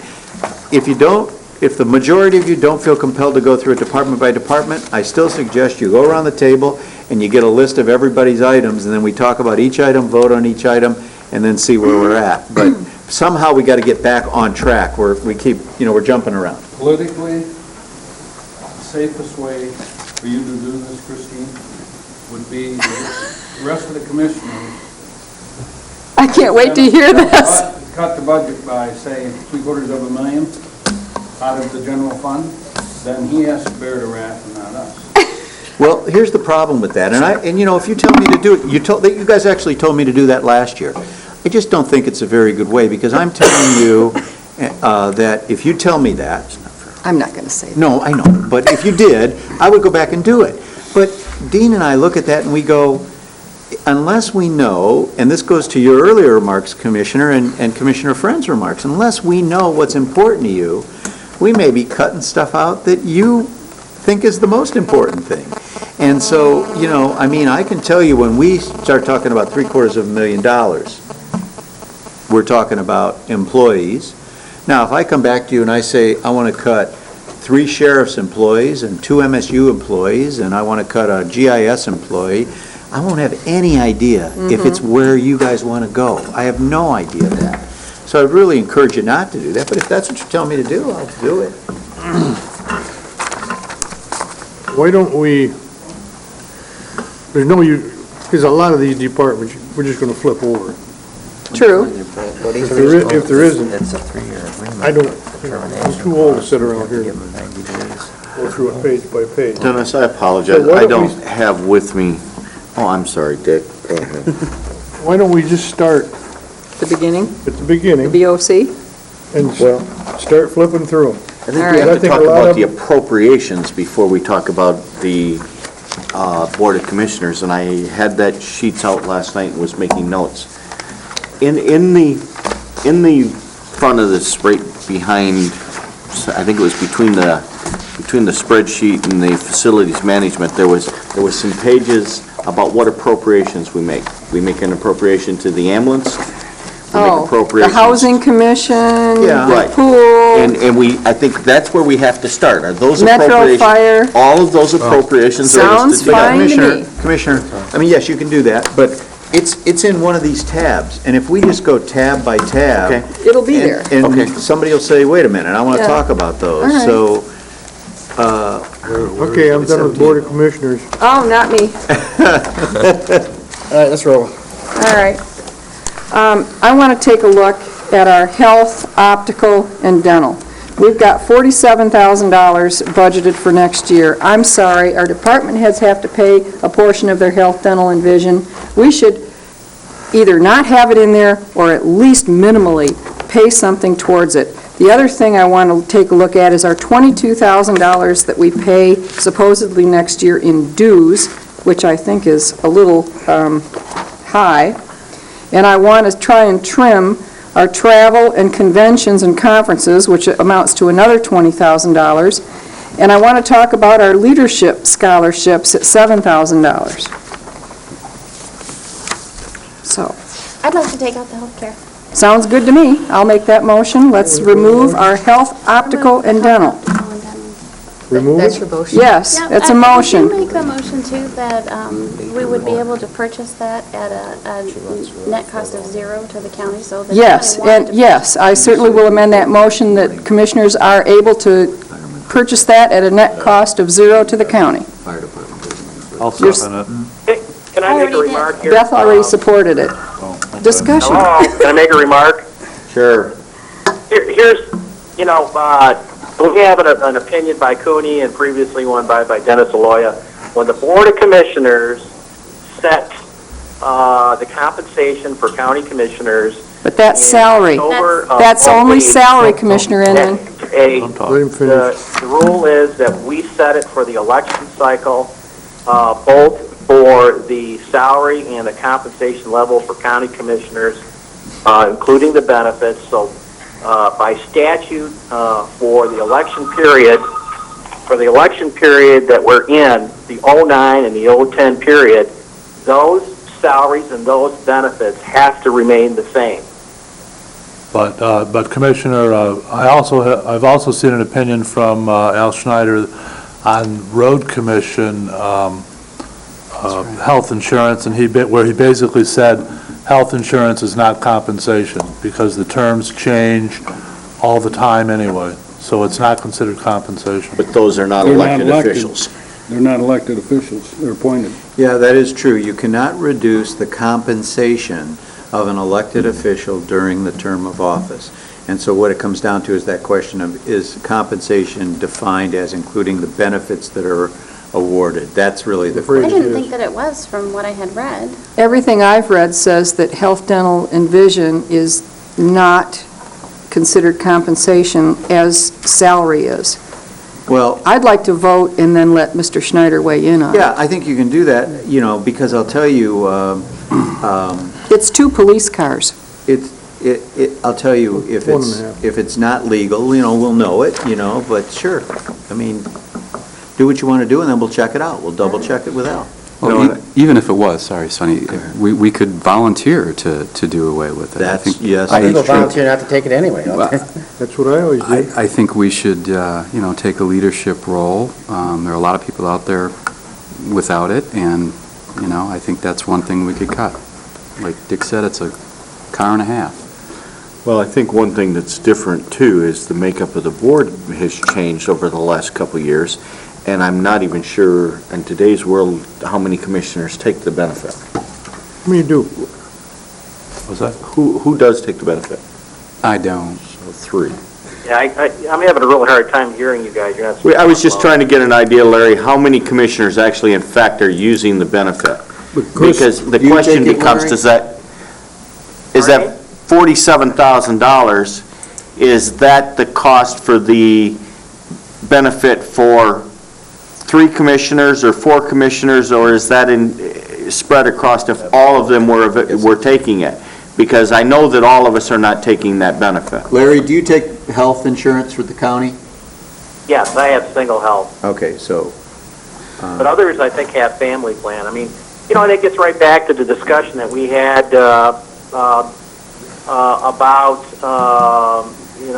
setting the compensation at the October board meeting in '08, of which Commissioner Maxbauer and I tried to get the board to agree to, if we're going to have health insurance, copay, and there was a recommendation at that point in time to copay, I can't percent the dollar amount, was 10% or 10% or something in that area, and it got voted down by the board. And then after that, the compensation level remained the same for the '09 and '10 year. But that was a discussion that the board had back then, and I still believe that if we take a look at the compensation level, not only for elected officials but county commissioners as a part of that group, and when we did that study, we're not being we're on the average in terms of compensation, even with our benefits. So I do not have a problem with the compensation level that the commissioners are making. We haven't had a raise in salary over the last 9 years, and been receptive to that. But I still believe, as Commissioner Maxbauer has said numerous times, I still think that the rest of the world is co-paying for their health insurance. I think we should too. I've got and I understand, Commissioner Inman, that you take the benefit, but the commissioners that choose to take that benefit get probably around, and I'm just going to estimate here, around $10,000 more per year tax-free than commissioners that don't take the benefit. And that certainly is a discussion that we should probably have next year as we take a look at our compensation for the following year, because we certainly can't change our compensation right now. Commissioners, it's $4,000 roughly for a single plan, $8,000 for a 2-person plan, and about $12,000 if it's family. I estimated. That having been said, I still think that we need to lead by example. And this says to our employees, we're going to give something up. And I think it's important to make that statement. And Well, Christine, if, in this particular case, you don't take the benefit, correct? I pay for my own insurance. You are correct. You didn't answer my question. I do not take the benefit. You take the county's health insurance? Okay. No, I don't. Then in this case, you're not leading or setting any example because you're not giving up anything. Yeah, Okay. Larry's exactly right. What I'm just going to say is that I don't think it's so much the setting of the example. My point is I don't think it should be part of the compensation package to begin with. I agree. Well, let me ask you this. We're running roughly a $150 million business. If you forget all the other entities, it's over 40 million. I don't know of any board anywhere, private or public, that gets nothing for running that type business. And eventually, you're going, at the rate you're going to get to zero. Then what are you going to do, start paying to be on this board? I think that's poor decision-making. Like Larry said, we haven't had a raise, I wasn't here that long, but 9 years. I think the commissioners, and the Siegel study pointed it out, we're undercompensated with comparables. And I just don't understand why somebody would say, well, I want to give up this benefit so I can lead by example when they're not taking the benefit. Doesn't make any sense to me. If you want to get rid of it for whatever reason, I don't care about that. But let's take that money, put it in wages, and I'll take it in wages. Well, you bring up a good point. One of the things I would really like to see the county do, because I think it's difficult to negotiate or set wages for your own board and commission. I think it's a tough thing. I would like to see us set up a compensation committee where we put, I don't know what it is by statute, is it 5 or 7 individuals from the public on that who set the compensation for the county board of commissioners. They could also do that for the road commission and the per diems for the appointments for the other boards. That would make a lot of sense to me. And one of the things I would think that they would take into consideration is the market analysis that Larry mentions, the equitability of the compensation totally that both you and Chris are mentioning. I would absolutely think that would be a step in the right direction. Well, I came from a township, which was an elected position, which has better benefits, and my salary was more, and you know what their budget was? $2 million. There's something wrong here. And it's like you people that are suggesting this are ashamed of what you're doing or something. It takes time if you study your material during the year. Sonny has his own business. I have my own business. It's a considerable time element to take away from our income. We're already given, wage-wise, it's a negative balance on my side, a way negative balance. So I think we need to look at it in its totality. I don't care if you get rid of the health insurance. I can buy it through my business.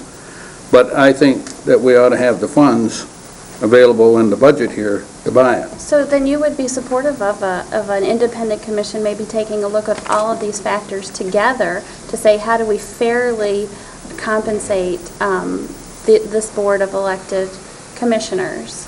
Well, we don't need to create that commission. We've spent $150,000 to have a salary compensation study done for $190,000. We have the numbers. We absolutely have them in the Siegel study. Okay, then I didn't see it. But the thing about it is, I still am concerned about the question of whether or not benefits are part of compensation. So my suggestion is they should leave that part of this budget alone for this year, and at the end of 2010, when you're setting the salary and the compensation for commissioners for the next election cycle, that's when you make the change. And I believe you set the salary for the effective January 1st, 2011, and if you want to eliminate benefits or if you want to require a copay, that's the time to do it, not in the middle of this cycle. What was the Siegel comparison with the other? The Siegel study said Dennis, do you remember what Well, salary, I can just tell you, we had talked about implementing Siegel over 3 years, a third, okay? The number that Siegel would recommend for the county commissioner's salary next year, based on one-third of Siegel, is $11,391. And you're paid $7,000. Then the following year, there's another third. Another third, and the next year, there's another third. That's I think the number was around $18,000. Yeah. So instead of getting $18,000, we get $7,000 in benefits. Right. And the point about it was, and my problem when this discussion happened a year ago, was it is not fair for me to sit here and say, I'm going to vote to reduce compensation to commissioners when it doesn't affect me because I don't take the health care.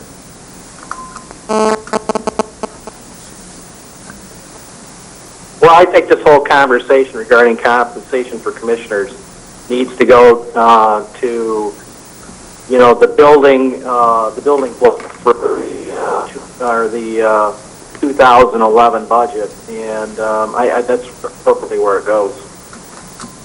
I agree. Any further discussion? We have a motion, sir. All in favor of the motion? Aye. What was the motion? What were you doing? The motion, Larry, was to eliminate health benefits for commissioners. Is that right, Linda? That's the motion? They'd be able to purchase at no cost to the county. But make it available for purchase Christine made the motion and Beth seconded. I guess I don't understand the motion, because if the county's going to if the county's going to give you the money, the cost of providing the health insurance, and then you buy it back, what is the difference here? I don't understand. No, Larry, that wasn't it. that's not what they said. What they said was that you have they're not going to give you the money. You have the ability to buy insurance from us at your own expense. Well, I don't think you can do the motion, because I think you need an opinion from Cooney on the establishment of our resolution that basically dictates the salary and the benefits for commissioners for the election year. May I suggest you just do a roll call vote on this, Dick? We're going to anyway. Yeah. Sure. Commissioner Stefka? Yes. Richardson? Yes. Maxbauer? Yes. Inman? No. Hooper? No. Friend? Yes. Fleece? No. Wheelock? No. Chairman Thomas? No. Fails. So, with the result of that, and Larry makes some very good points. Yes, he does. Can someone give me the results of the vote? It failed. It failed 5-4, Larry. All right, thank you. With the results of that, and Larry Fleece makes some very good points, I don't know that we can do this, but can you make a motion that's out further? And I'm just suggesting making the motion that health benefits terminate at the county's cost for commissioners as of December 2010. No. We will do that next fall when we establish the salary for the newly elected commissioners in 2011. Can you not make a motion out that far? It doesn't affect or... I don't know a reason why you can't make a motion out that far. I just don't know. Okay, so I would... I don't know why you would. For the point of knowing that that's the direction that you're going... Why don't you just make the motion? I think I did. I didn't hear you. I'm sorry, Beth. I would You make, turned I'm that sorry, way. I would make the motion that we terminate healthcare, optical, and dental for commissioners effective December 31st, 2010, and we make that benefit available at no cost to the county. Support. Larry, Can did someone you hear it? repeat the motion for me? Oh, Jesus. The motion was to eliminate health, dental, and optical benefits Effective December 31st, effective December 31st of 2010, but leave the option open for it to be purchased at the new county commissioner's expense. Correct? right. I guess as a point of discussion, I think this, I still believe this is all part of compensation. So in order to support this motion, you also have to talk about what the salary for those commissioners are. If I'm going to implement the Siegel study, which will set my salary and require that I pay, I believe, if I remember right, it was a 12% on the average copay for health care. Yes. If I was going to implement that, I would have to discuss about the salary piece too. I don't believe we can Well, talk about benefits without talking about the salary. And you would be able to negotiate and talk about the salary, knowing that the health, dental, and optical is not a component. Well, Well, what's the difference I don't know if what make the a rush motion? to eliminate that for a year from now is. What's the difference, Beth, if I make a motion immediately following this vote that we raise county commissioner salaries to $25,000 effective 12/31 of 10, and say it passes? What purpose does that serve? Sonny's been around a long time, and so is Dick, and they're both saying we should wait, and I agree. Can I make a remark? I agree with Commissioner Fleece. I'm not sure it's appropriate for us to get into, one side of the compensation versus the other. I think we ought to, we have a study that indicates that other boards and commissions around the state of Michigan are compensated at our size at the same level. That means they get, the same level of compensation, both in salary and benefits that we do. I'm not ashamed to say that, I'm fairly compensated to do, with all the work effort that I put into this job. And I think it's appropriate. I don't think we should be having this kind of discussion until the fall of next year. And I think it should stand. We have documentation that says that we're fairly compensated, and at the salary level, we're undercompensated.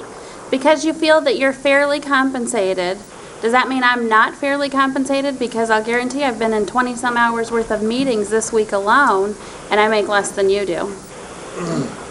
I'm sorry, I can't hear you. Don't worry about it. Call the I question. think the discussion, Larry, has to do with the fact of the payment in lieu of benefit and the comparison between commissioners who take the benefit compared to those who do not. And I think that's a separate discussion that we certainly have to have. We got a motion on the floor, let's vote on it. All in favor of the motion? Aye. Opposed, the same? Aye. So, Commissioner Richardson, Yes. Max Bauer, Yes. Inman, no. Hooper, No. Friend, Yes. Fleece, No, Wheelock, No. Stepka, Yes. Chairman Thomas. No. Fails. Fails. Okay. you know what I want to know is, what does this have to do with accomplishing the budget? We're talking about a minute amount of money in comparison. It's $47,000. That It's is not a minute that amount of is- money. That's a 47 cents in lieu of what we're looking at here. We're talking about furlough days, for heaven's sakes. I mean, we've got to look at every I line know, item. but I don't agree with the furlough days All right, deal. well, let's move on to dues. Our dues at $22,000 in our Board of Commissioners. I mentioned that we should look at that. Do we absolutely need to spend $22,000 in dues annually? I don't think so. What do they pay for? Well, It's in your book. yeah, they're all there. You can, it's all listed right there. ICLEI's $1,200, the What's convention. ICLEI is the international, it's the enforcement energy institute. committee that we're involved in to do our energy studies and the work we do with seeds. So that's $1,200. The next one is the Traverse City Convention and Visitors Bureau for $500. Next one is NACO for $1,524. The Chamber of Commerce is $2,106. And the Michigan Association of Counties is $16,509. Which one would you recommend leaving, Chris? The Traverse City Convention and Visitors Bureau, I don't understand why we need to be a member of that, and I would like to know how much chamber dues, other than in, and this may be the only one, other than in this department that we pay. That's for the whole county. This is for the whole county? Yep. That seems relatively cheap then. And what do we get from the Traverse City Chamber for $2,106? We have a seat on their government committee. You know, we get periodic newsletters. We get invited to conferences they have. We have access to their meeting rooms if we need to use them. That's really about it. And we support their local community. And we support we support their efforts locally. When they have dues, it's more about supporting their efforts in what they do in the community. Can we skip 1 year? I'm sure you can. I'm Well, sure they would welcome you back. if Well, I think you don't have go to 1 year. decide whether it's a fair appropriation or not, because if it is a fair appropriation, then it's unfair to them, Yeah, I think. To skip a year? To skip a year, but if it's not a fair appropriation, then, you Drop know. it. No, I think our association with the Chamber of Commerce is as beneficial to this board in the county.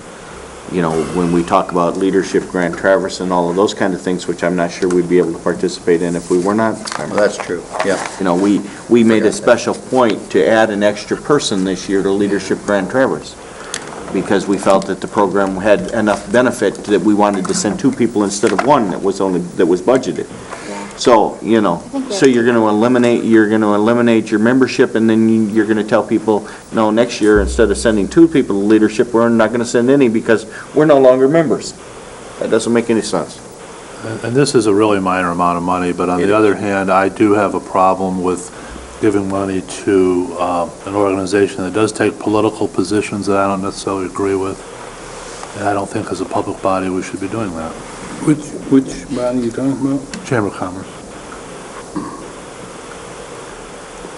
You know, I don't want to talk bad about the chamber, but when they called me for my membership, I said I can't afford it, because I think it's totally inappropriate for the location of their business and the size of that building and so forth. I belong to two other chambers. I belong to Interlochen and I belong to the Cadillac Chamber of Commerce, but neither one of them by any comparison have the writs that our local chamber does. And I just don't, it's just like the Visitors Bureau. Prime piece of property. Why? Just like at Beta. Said, what are we doing on this corner? You know, that's a prime piece of property. They could be stuck off in the bushes someplace. Do we have a motion or something? Or Waiting for one. Mr. Chairman, to move this thing along, I will move to approve the county board, or the county's membership in ICLEI, the Traverse City Convention and Visitors Bureau, NACO, the Chamber of Commerce, Michigan Association of Counties for 2010, total being $21,839.87. support? I don't really think you had to. It's Yeah, already in Dave, here. it's already in there. I'm sorry? Go ahead and move by. I don't think we had to have a motion on that, because it's already in there. Well, if we're going to vote on it, we might as well, you know, if All we're going to right, vote all one in way or the favor? other. It's- Aye. Aye. Opposed, say. Aye. Aye. Get your little roll caller out again. You're Trying to gonna move this have to thing. get some more of those yellow sheets. Commissioner Baxbauer? No. Inman? Inman? Yes. Hooper? Yes. Friend? Yes. Yes. Fleece? Yes. Wheelock? Yes. Stepka? No. Richardson? No. Chairman Thomas? Yeah. Passes. No. The results of the vote? Passed. It passed. One thing in this thing, and it's so insignificant, I'm not even sure I'm going to have even why I should discuss it, but I am going to return my fax machine to the county, and I've canceled that phone line. I now get everything by email. There's just no reason for me to continue to have a Great. fax machine that the county provides. They pay for the phone line, they pay for the ink cartridges. Great. So Trying to Dave, make me feel bad, huh? real quick on the summary of that Board of Commissioners, Isn't he? your 08 expenditures were 535. Which line item, I'm Commissioner? sorry, just Looking the at the summary actual. line item of the Board of Commissioners.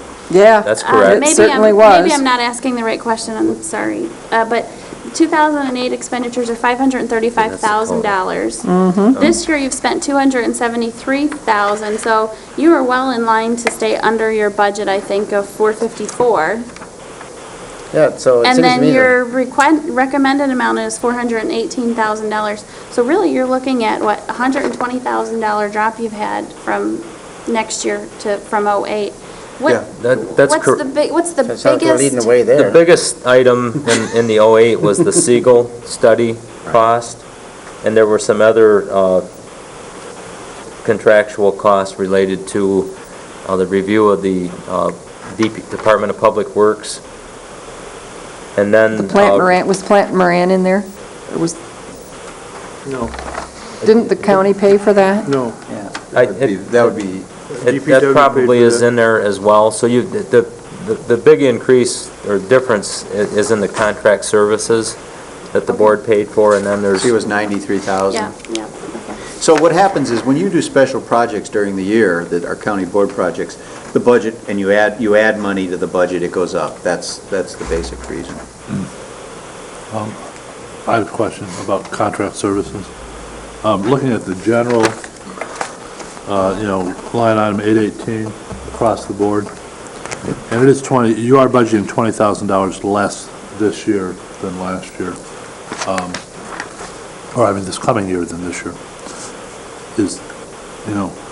How much of that is already obligated, just based on ongoing, maintenance contracts and so forth? My guess would be that the items that Katie identified in the note, He's asking general I'm talking about the fund-wide. the combined budget detail.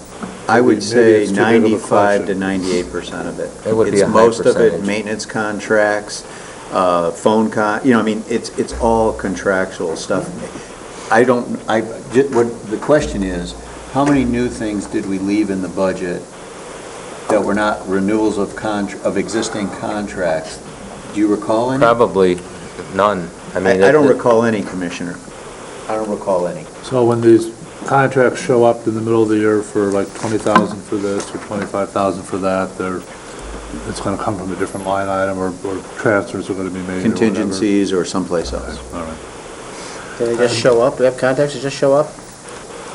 What's that? So do we have contracts that just show up? Well, sure, Generally, the sometimes. renewals. Example, if you when we started the imaging, when we said we're going to get into imaging, well, you had the cost of the imaging system, but then there's a maintenance contract to maintain the software, that kind of stuff, and so there's an additional cost.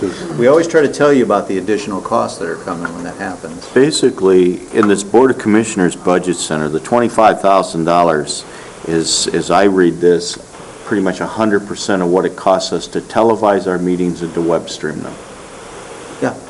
That's what that is. Now, I was in receipt of a letter recently, I don't remember if it was hard copy or whether it was on email, from someone that said that Charter was going to digitize and we were going to lose Channel 99 and TV2. Well, that's what they're talking about, but they would be moving us to Channel 9, to a 900 channel.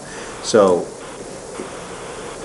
the concern is more the loss of the identity that everybody's used to Channel 99.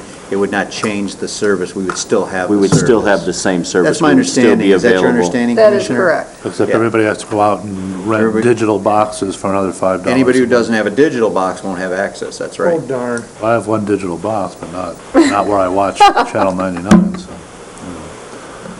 One other question, which I didn't see addressed anywhere in the budget. What kind of across-the-board salary increases have been figured into the budget, and have employees already gotten those increases, or is there some date in particular where people do? I'm talking about obviously non-union. 2.75%, and it's based on the already settled contracts with the corrections and the deputies. Okay, It's an estimate. No other, that's the only ones that have been settled for next year. no, I'm not talking about settled contracts. I'm talking about across-the-board employees. I mean, obviously, you have some sort of salary increase. There's an estimate of Oh, it is 2.75 in the budget. 2.75, Yes. okay. You're lucky. And the two that are settled are those two. Okay, that number could be reduced. That number could be reduced if you want to change, depending on what you decide to do with salaries.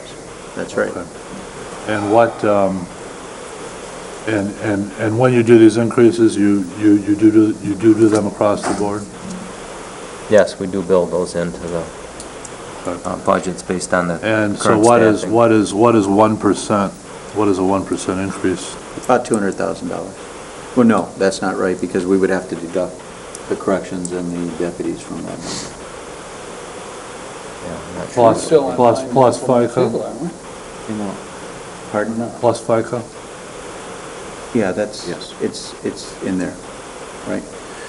So the 2.75% that's in the budget reflects the cost of the two contracts that you approved with the corrections officers and the deputies, and it's coincidence, but it also reflects the cost of implementing one-third of C. I guess I'm a little confused. Which process are we using? Ross is using the budget general totals, I took a different and we're talking about going through budget center by budget center. And it's totally up to Dick here, but I guess if we're going to go through budget centers, let's look at the Board of Commissioners Budget Center. Is there anything else? We've dealt with the healthcare. Is there anything else in that budget center that someone wants to have significantly, or have changed? Conventions and conferences. All right, do you want to make a motion of what you do with it? I'd like to eliminate the line item conventions and conferences, and I'll make that motion for the board. Can I respond to the motion if you could repeat No, it? not until there's a second. Did you There's want to no second it, support Larry? yet, Mr. Commissioner. Did you want to second it, Larry? No. We need a second. Having not heard a second, I would like to move that we approve the Board of Commissioners Budget Center as recommended. Support. Been moved and supported. Discussion? All in favor? Aye. Opposed? Aye. Boy, you got up on the wrong side of the bed this morning. The only way we're gonna move this thing is to just No. do So it. did that motion pass? Not yet. No, We haven't not voted yet, Commissioner Inman. You're gonna get the roll call vote in a minute. Inman? Commissioner Yes. Inman? Yes. Hooper? He's excused. Friend? Yes. Oh, no, I'm sorry. Okay. Fleece? I'm tired. Yes. Wheelock? Yes. Stepka? No. Richardson? No. And Chairman Thomas? Yes. It's a tie vote, it fails. Fails. So the budget doesn't pass. That's So, correct. so what do we want to change? We need to look at a crystal ball. I'd say we just go on to the next, Yeah. we'll have to deal We're with it not, later. we got to get through the budget, so let's just start at one end and go to the other, because Good otherwise idea. we're going to be jumping around. Any more questions about the brownfield? Well, let's go. You want to go back to Board of Go Commissioners? back to Board of Commissioners and tell me what line item and what you All want right, to do why with it, and we'll see don't- where All right, I we're would at. like, I'll make a motion that Board of Commissioner, that the commissioners contribute 50% towards their health, dental, and vision insurance. 50%, they pay half the premium. We already voted on that. No. We already voted on all that stuff. No. So we made it the same. This is a different No, motion. the motion before was that it all go away, and now they want to take half of it. Yeah, what is it that, what copay do your employees pay? Well, It's all over everywhere. no employees pay copay except for I'm elected sorry. officials and non-union. And it started off at 10%, but it was frozen by the board after the first year because no one else enacted it. And I think it probably is around 8% right now, is what they pay. You understand, because it froze and then the cost went up, and so. Per the earlier discussion, if we get to a point at the end of 2010 where we talk about salary and compensation for 2011. We don't have a support, study so that why are we tells- talking about We don't have a this? second. I don't know why we're talking. We have a salary that sets the salary and benefits with a 12% copay. I move for reconsideration of the previous vote.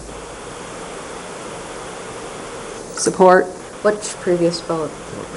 The previous vote was to approve the budget center. Right, I guess I can't do that because I voted against it, right? No, I can't. Somebody- do it. I Yes, can't do yes, it, you because can I have did to do vote, that. yeah. Because you voted against it. Because I voted against it, right, I'm sorry. It's late in the week, what can I say? Oh, God, yes. And the day. Now, what do you want to do? He wants to Can someone explain what's on the table here? What I'm trying to do, Larry, is I'm trying to move this thing along by, otherwise we're going to spend the next 2 days fighting about the Board of Commissioners budget, which is ridiculous. I'm moving for reconsideration to take another vote on the Board of Commissioners budget so we can get going on making some progress on this whole Is there thing. support for the motion? Oh, Yes.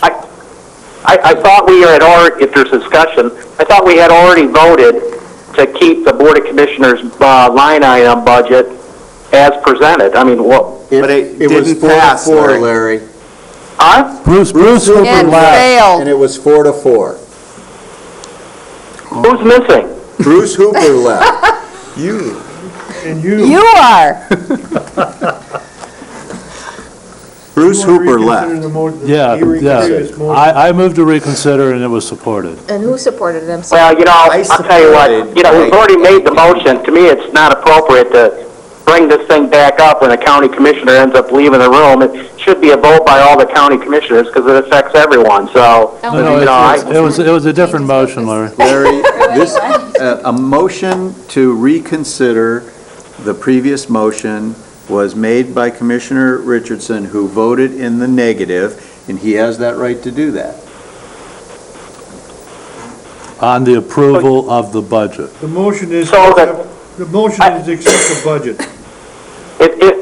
could somebody explain what the motion is to I me? just did. If I the can't hear motion you. The passes, motion is to accept the I budget. know, this is the problem with this is teleconference. why we don't do it. Larry, are you there? Yeah, could All right. you explain the motion to me, Dennis? Commissioner Richardson is voting, or is making a motion to reconsider the motion that was made originally by Sonny, which said to approve the commissioner's budget with no changes. That motion tied 4 to 4. Commissioner Richardson is saying, I want to reconsider that, and I think it's because he's going to change his vote. Get the commissioner budget approved and move on to the next budget. So just agree. Thank you. Okay? Okay, we ready? All right. Commissioner We ain't never doing this telephone crap anymore. Friend, Absolutely. No. Fleece, Yes. Stepka, No. Richardson, Yes. Max Bauer, No. Inman, Inman? Yes. Commissioner Fleece, Yes. and Chairman Thomas. You missed. You missed Mr. Wheelock. Oh, I'm and Yeah, sorry. you yes. asked me twice. I'm sorry. Fleece got to vote twice, but we voted the same, so it's okay. No, our clerk is. Okay, so I have Wheelock as a yes, Stepka, no, Richardson, yes, Max Bauer, no, Inman, yes, Friend, no, Fleece, yes, and Thomas, yes. Is that correct? Yes. Okay, it passes. Okay, and now we have the previous motion, which is to approve the Board of Commissioners budget. Is there support to that motion? Yes. Okay, Mr. now, Wheelock. well, I'm going to start at the So top. this motion, Commissioner Larry, Wheelock, is to approve the commissioner's budget. Yep. Yes. Thank you. Stepka, No. Richardson, Yes. Max Bauer, No. Inman, Yes. Friend, No. Fleece, Yes. Chairman Thomas. Yeah. I should have voted no. Moving Okay. on. Let's speed right on down to the brownfield. Mr. Chairman, I would move to approve the brownfield redevelopment budget as presented. Is there So support? did the motion pass? Yes. All right, thank you. You know, let me just, I'm sorry, I guess I can't talk because you made a motion. No, I Go don't have a ahead. second, so go ahead. Let me just Go ahead. suggest that, you know, you can go on the premise that We don't what have we to. recommended, if it's acceptable, you don't have to vote on it. In other words, That's right. you could just say, is there anybody who wants to change anything in the brownfield budget? And if nobody does, you can move on to the next budget. Because you got to approve the budget anyway. You're going to approve it all at the end. You're going to approve it as a recommendation from a committee, and then you're going to go to the board and approve it again. So you're happy So- with brownfield, everybody? Is there anyone that's not happy with brownfield? I just have a question. Sorry. Go ahead. Because, you know, it says the money comes out of, you know, brownfield, we are, you know, what, is this money that's being returned? You know, this is money that's being captured by the brownfield areas, and then we could basically take part of that amount of money to fund the program? That is correct. The county treasurer accounts for all of the brownfield funds and activity, and at the end of the year, when we know what our costs are, we bill that back. They collect various, well, from the revenues they collect, the administrative component can't be reimbursed. It's a reimbursement of the cost, or costs that are associated with. But by law, it can't be more than $150,000. How many employees does Brownfield have? It's Jean Dorenzi and a secretary. But the secretary's only paid half. She's only paid half out of this, that's correct. It's not our And then there's legal fees and things like that. Commissioner Wheelock, did you But withdraw your it's motion? based on the number of projects, We not didn't get a percentage? second, so That's we might as well correct. withdraw. We'll Right. just move on. I'm sorry, Okay. Linda. That's You okay. happy? Just trying to move on. Okay. Building authority. These are just the annual debt payments we have for our building authority, Yep. for the How projects that we've How done. did we miss the per diem so far in 2009's budget? For what Building department? authority? Building authority, yeah, it says we Oh, I asked about that we today. budgeted $840 and we've paid out $1,540 to date. I called Dean about Unless that that's a today. typo. No, that's correct. Buy it over there. I need to make a budget amendment there. Commissioner Max Bauer had a question, and if we can hold that until later, on the per diem in the facilities department. I Yeah. have an answer on that. Dick and Dennis, can I ask a question before my time expires here? I got to roll out by 4:30, but if we can, I don't know if you want to take the furlough thing next, but I can just at least express my opinion that You know, I don't think we're at a point where that I'm in favor of requiring a furlough. But I do like the idea of having a volunteer situation where we can send something out and says, you know, if an employee wants to take 2, 3, 4, 5, up to 6 days off without pay, it really works well in other organizations. The bank had that when I worked there, and a lot of people took advantage of it, especially if, you know, if they had 2 or 3 weeks and they wanted an extra week's vacation without pay. People took it. It's really a great budget tool. I'd like to compliment Commissioner Maxbauer on her comment that a lot of organizations today have programs in place that reward employees for coming up with great suggestions for expense reduction or making your operation much more efficient, where it saves supplies, or if it saves FTE, or it's just technology just takes care of the situation. So, you know, I think we should challenge our employees to look at that, you know, as a more of a, not only for a short term, but a long-term strategy. We should be doing that. I'm interested in her comment regarding, you know, what's out there in terms of publications for governmental agencies to budget for outcomes and to have a scorecard and those kinds of things. I'm interested in looking at that because that's what the private sector does, and I know that we don't make widgets or anything else, but still we have an operation that, you know, we can at least do some comparison to. So, you know, I just want to give you my opinion on the furloughs. I'm not in favor of requiring them, but I am in favor of making it voluntary, and I think we should at least as we go into the next budgeting year, take a look at what is out there in terms of information that could help us budget moving forward, and that includes budgeting for outcomes and scorecard management. So, Do we want to take a minute and consider the furloughs right off so We might as well. Yeah, it's fine, I'm fine with that. That's Larry, probably the can you most stay with important us thing. for a little while so we can talk about furloughs right now? yeah.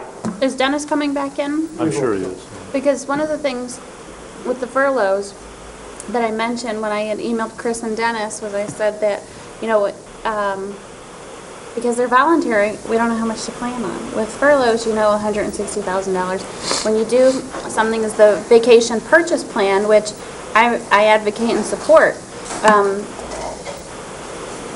you don't know how much to expect in savings. True. The other thing is, too, the Does county has... that mean you're in favor of furloughs? No. Oh, You'd okay. be drawing a rash Well, I was just conclusion. trying to figure out where you're going with it. Where I'm going with this is the vacation purchase plan going to be effective? That's where I'm going with this. Now, right now, employees have 8 personal days, sick and personal days. Right. And they are able to, okay, Dennis. I'm sorry, I had to go. That's okay. We're talking furloughs. That's right. We were talking about furloughs, and although I wholly support and was thinking of the same thing as far as the vacation purchase plan, and it works effectively, and I think that that's something we should consider, I'm questioning whether they would be effective here, because right now, you have 8 personal days, Right. and the employees are allowed to, if they do not use those personal days, they're paid for them. That's correct. So in essence, you have a little bit of a vacation purchase plan already in there. That's correct. And right now, if I'm understanding right, about 2/3 of the employees are taking some payment for their They personal were days. working on the number. Did you? I don't have that. I don't know that number, but and I can get you it, but my sense is that at least 2/3 are taking it. So if they're already not using the 8 days and getting paid for them, I mean, you're already doing a vacation purchase plan. So how much would we be able to knock out of a program like that? I would actually be wondering, may not be a popular thought, but and I was looking through the Siegel study on this. We have 8 personal days, and right now we pay out up to 8 personal days. That's not the norm. That's true. And Yeah. I would more advocate looking at a policy where it says, you know, we're going to come more into what's The norm? the norm and competitive and say, we may only pay up to 4 up to 4 personal days. Basically, what you're doing is it's not a vacation purchase plan, but given the system that the county has, it's effective. Well, I would say that, yeah, that's a possibility, and I think we talked about that a little bit, but one of the... No, I didn't talk about that one. Okay. I was just scared. I talked to somebody about that, maybe I talked to Sonny, who, we had that discussion, but I like this idea of the voluntary day. Commissioner Max Bauer talked to me first about that, taking extra vacation time, and Commissioner Inman talked to me about it too. I think that's a fine idea. I think the difficulty with that is how much do you say it's going to save next year as you try to estimate? You don't know. First year, You're right, you don't know. But I still think it's a good idea to implement, because if 20 or 30% of our employees are using their personal days, that same 20 to 30% may say, I'm willing to take more days, okay? So it still could be a benefit. I just don't know how we put a number on it in the budget. When I first thought of this, I said, well, if you implement a plan like that, what do? So you take more fund balance and put it in and say, whatever we don't make up, we'll figure the first year and we'll get through it, and then we'll find out where we're at. This other idea, though, is another idea you could do. It still has to be bargained collectively, just like furlough days. You can't go in and you can't do that because it's in their contracts, but you can go to them and say, okay, no furlough days, but here's what we're going to do next year, and I've got the staff calculating that. Figure out what the $160,000 would cost in terms of reducing down the number of days they can take in cash, and say next year, if it's 3, let's say, next year for 1 year we're freezing it. You can only do 5. You can only do 5, and the other 3 are still your days. You can take them as personal days. Yeah. We're just only going to pay out 5. Right. I kind of like that idea, not to... I'm not in favor of the furloughs at all, because, well, I think it is bad for morale, but it also, the problem is it values everybody the same, and, well, I have a friend who's working for the state of Michigan, and his comment was, they have a furlough day, and then, you know, we come back and they pay us overtime to catch up, and doesn't even save any money. I had a very interesting discussion with Fred Kiesler a few days ago about it. He was pointing out that if he had to do a furlough day, the health department would actually lose money because they would lose Medicaid reimbursement for services they provide and so forth. And he said, I'd be more than willing to work.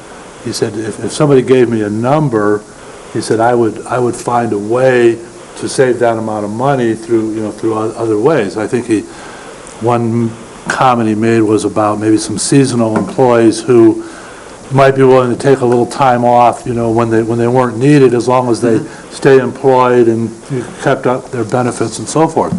So if we really need to save this $160,000, which I'm guessing we probably do, perhaps what we should try to do is spread that across the various county departments and say, okay, here, find another $10,000 or $15,000 or another $20,000 in your department, your discretion on where you can, best make it up, and come up with the same number without hurting programs, without hurting staff. That's an interesting idea.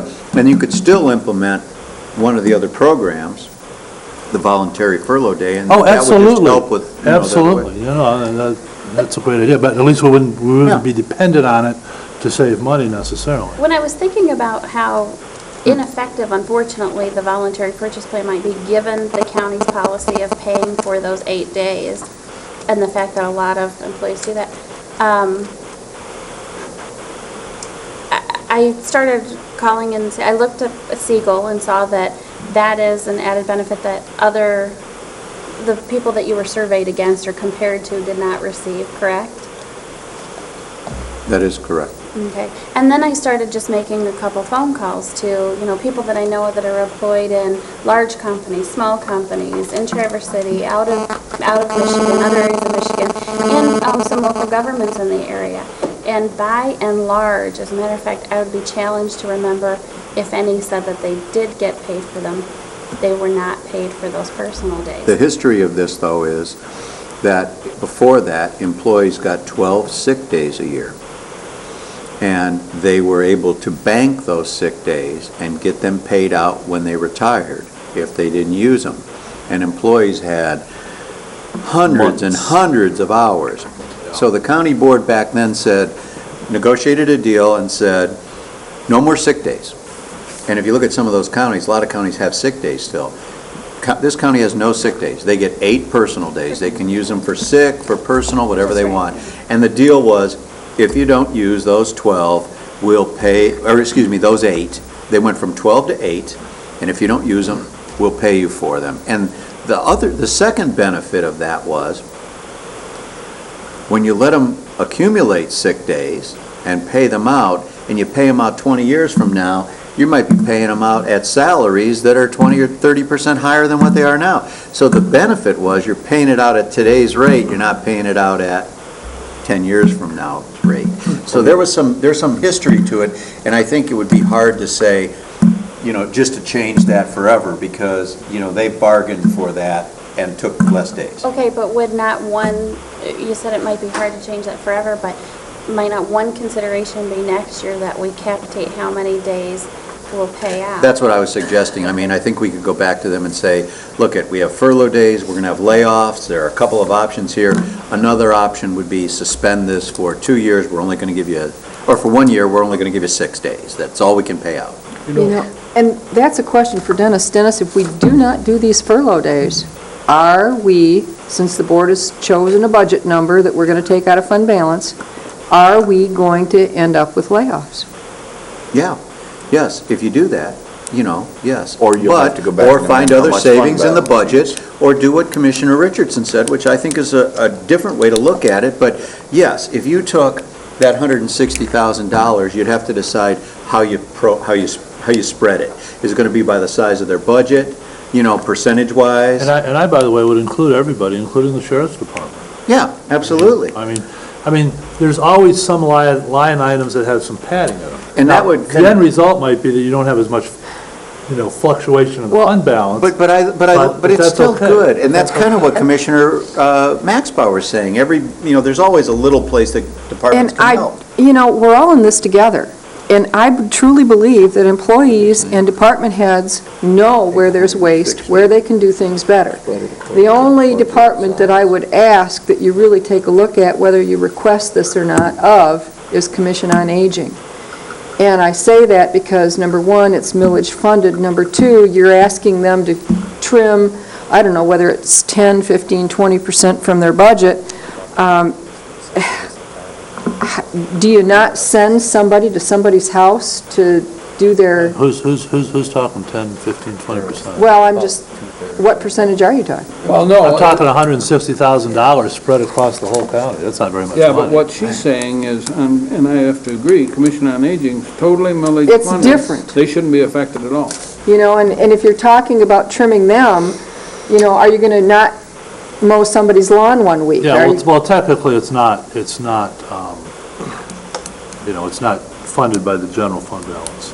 So I would ask that you just, I think we're limit really it to just the talking stuff about the that's general fund funded there, by right? general fund. No, No? I wouldn't do that, because, for example, District Court, Circuit Court, they're their own funds. I would say they should do something too, but where I would agree is things that are funded from other than county dollars. So the way I think, and I'm just making this up as we go, but the way I think we would look at that is say, look at whatever general fund, because some of them bring in revenue too. Yeah. So I would say, look at whatever general fund appropriation goes to each department. And then figure out what percentage of the total general fund that is, and then apply that percentage to Appropriately. $160,000. So I think it's a really good idea, and I think it could take care of that issue. And, I don't know how that, but yeah, But, that could work. and then say, after, New batteries for his calculator, I believe. then say maybe 6 months down the road, you take a look at the budget and how are the departments doing, and say, if you're doing well, we're not going to do furloughs. If you're not doing well, we're going to have layoffs or furloughs. We don't want to do that. Help us. I think at first I had thought too about delaying the decision on furloughs like 6 months out or something like that to see where you are, because, really, look at your fund balance. You have a historical account of you are either, underestimating your expenditures or, overestimating your expenditures or underestimating your revenues. So, That's a good thing. That's a good thing, I yeah, on both understand. ways. I like it better than the way you started. And by the way, Dennis and Dean both should be commended for continuing to do that. But basically, what you're saying is where we started at 1:30 this afternoon, which is go back in and shrink that budget by X number of dollars. You're saying go back in and shrink that budget by $160,000. And you know what, and the reason that sounds like a through two good budgets idea to I've me seen. is simply this. We've been through the cut everybody by 5%, go through all that stuff, but $160,000, as Commissioner Richardson says, is not a great deal of money when you look at all the revenue, all the general fund revenue that comes in. So I think that small amount is absorbable in the budgets, I mean, $160,000 out of $40 million, but if it was 5%, 10% in a budget, I think you'd start having problems. I'll be honest with you, I really like the idea, because I think, frankly, with everything that's going on now, departments would welcome the opportunity, as Commissioner Maxbauer said, to come up with some ideas that'll make up the piece they need. So I really like the And idea. one other, and it's a very minor example, but going back to the health department, Fred mentioned this training day that you take on Martin Luther King's birthday. He said that costs us money because, again, they're not offering services, they're not getting those Medicaid dollars coming in and so forth. He said we could eliminate that and, for not costing any money, but yet providing more services and having more money coming in.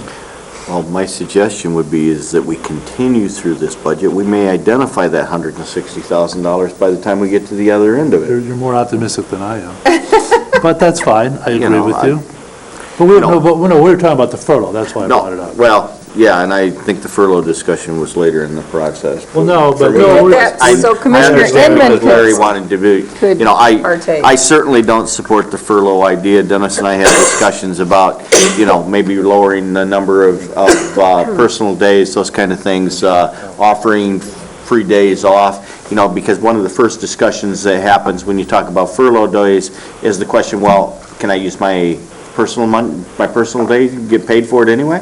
Well, that didn't save us anything if we allow that to happen, so. Yes, it does. Well, No, you're saying if someone Okay. says, yeah, because if they use their personal day. but if we don't have to exclude, pay 'em for it. You're not one paying of the them things twice. was we talked about it, whether we excluded public safety and whether we exclude the health department. Well, we're gonna eliminate half of the people not being eligible to do it A anyway. good 150, yeah. So if you don't allow central dispatch, you don't allow the sheriff's department, you don't allow the health department to take those because of the demands on their service on an emergency basis, then we're cutting the number of employees that are eligible by at least a third. But listen, if you end up limiting how many personal days you pay out, you don't have to distinguish between. I would be more than happy to have that discussion. I think that I'm willing to have, but I'm not willing to have a discussion about furlough days. Why don't you make a motion? Mr. Chairman, I would move that we do not establish furlough days in the 2009 budget. Second. Support by one of them guys down there. Sure. One of the older fellows. Did you hear it, Larry? The motion was to not move forward with furlough days, is that correct? That's Right. Yes. All right. Discussion? Are we going to take a look at this again in 6 months to see how our departments are doing? I mean, I don't want to have furlough days, We but I don't want to have, We look at our But I- budget Look at it every every month. month. We look at Every our month budget we every review month. it, May, isn't it? Then your pay rate, your paychecks are set for that for the entire year, right? Where if you go 3/4 of the way through the year and then you implement 2 furlough days, then you have to change around there. The motion was not to have any Correct. furlough days in 2010. Is what the motion was. Call the motion, please. I think we need to remain flexible rather than just to say no furlough days. Well, you could always come back Change next it. year and say, we're going to implement a I mean- furlough day at, And always Christmas time reverse or something. ourselves, Chris. Okay. God knows we've done that a few times. Any further discussion? Us? Inconsistent. All those in favor? Aye. Aye. Opposed? Motion carries. All right, I got a unanimous vote somewhere. I don't, it's up to you, but I'm going to propose 2 more things to consider. And I don't know if you're willing to, but I think Commissioner Richardson's idea of replacing that, it might be worth doing now. I just think. I I'm think gonna we have make a to do motion to that something. effect. I do.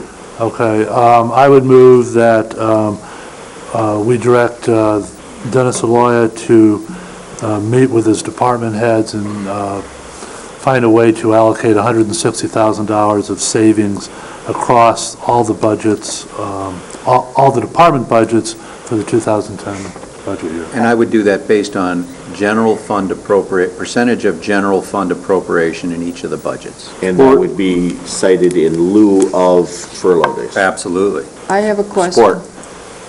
I have a question. I know it's $160,000. What happened to our $70,000 of interest that we're, We'll deal get with to that that. later.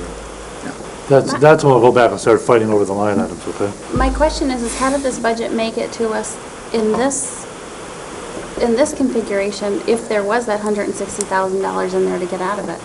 Well, that's a good question, but it's, the point is, I You want some guess, examples? yeah, I mean, I have some. I have examples. I guess what I'm,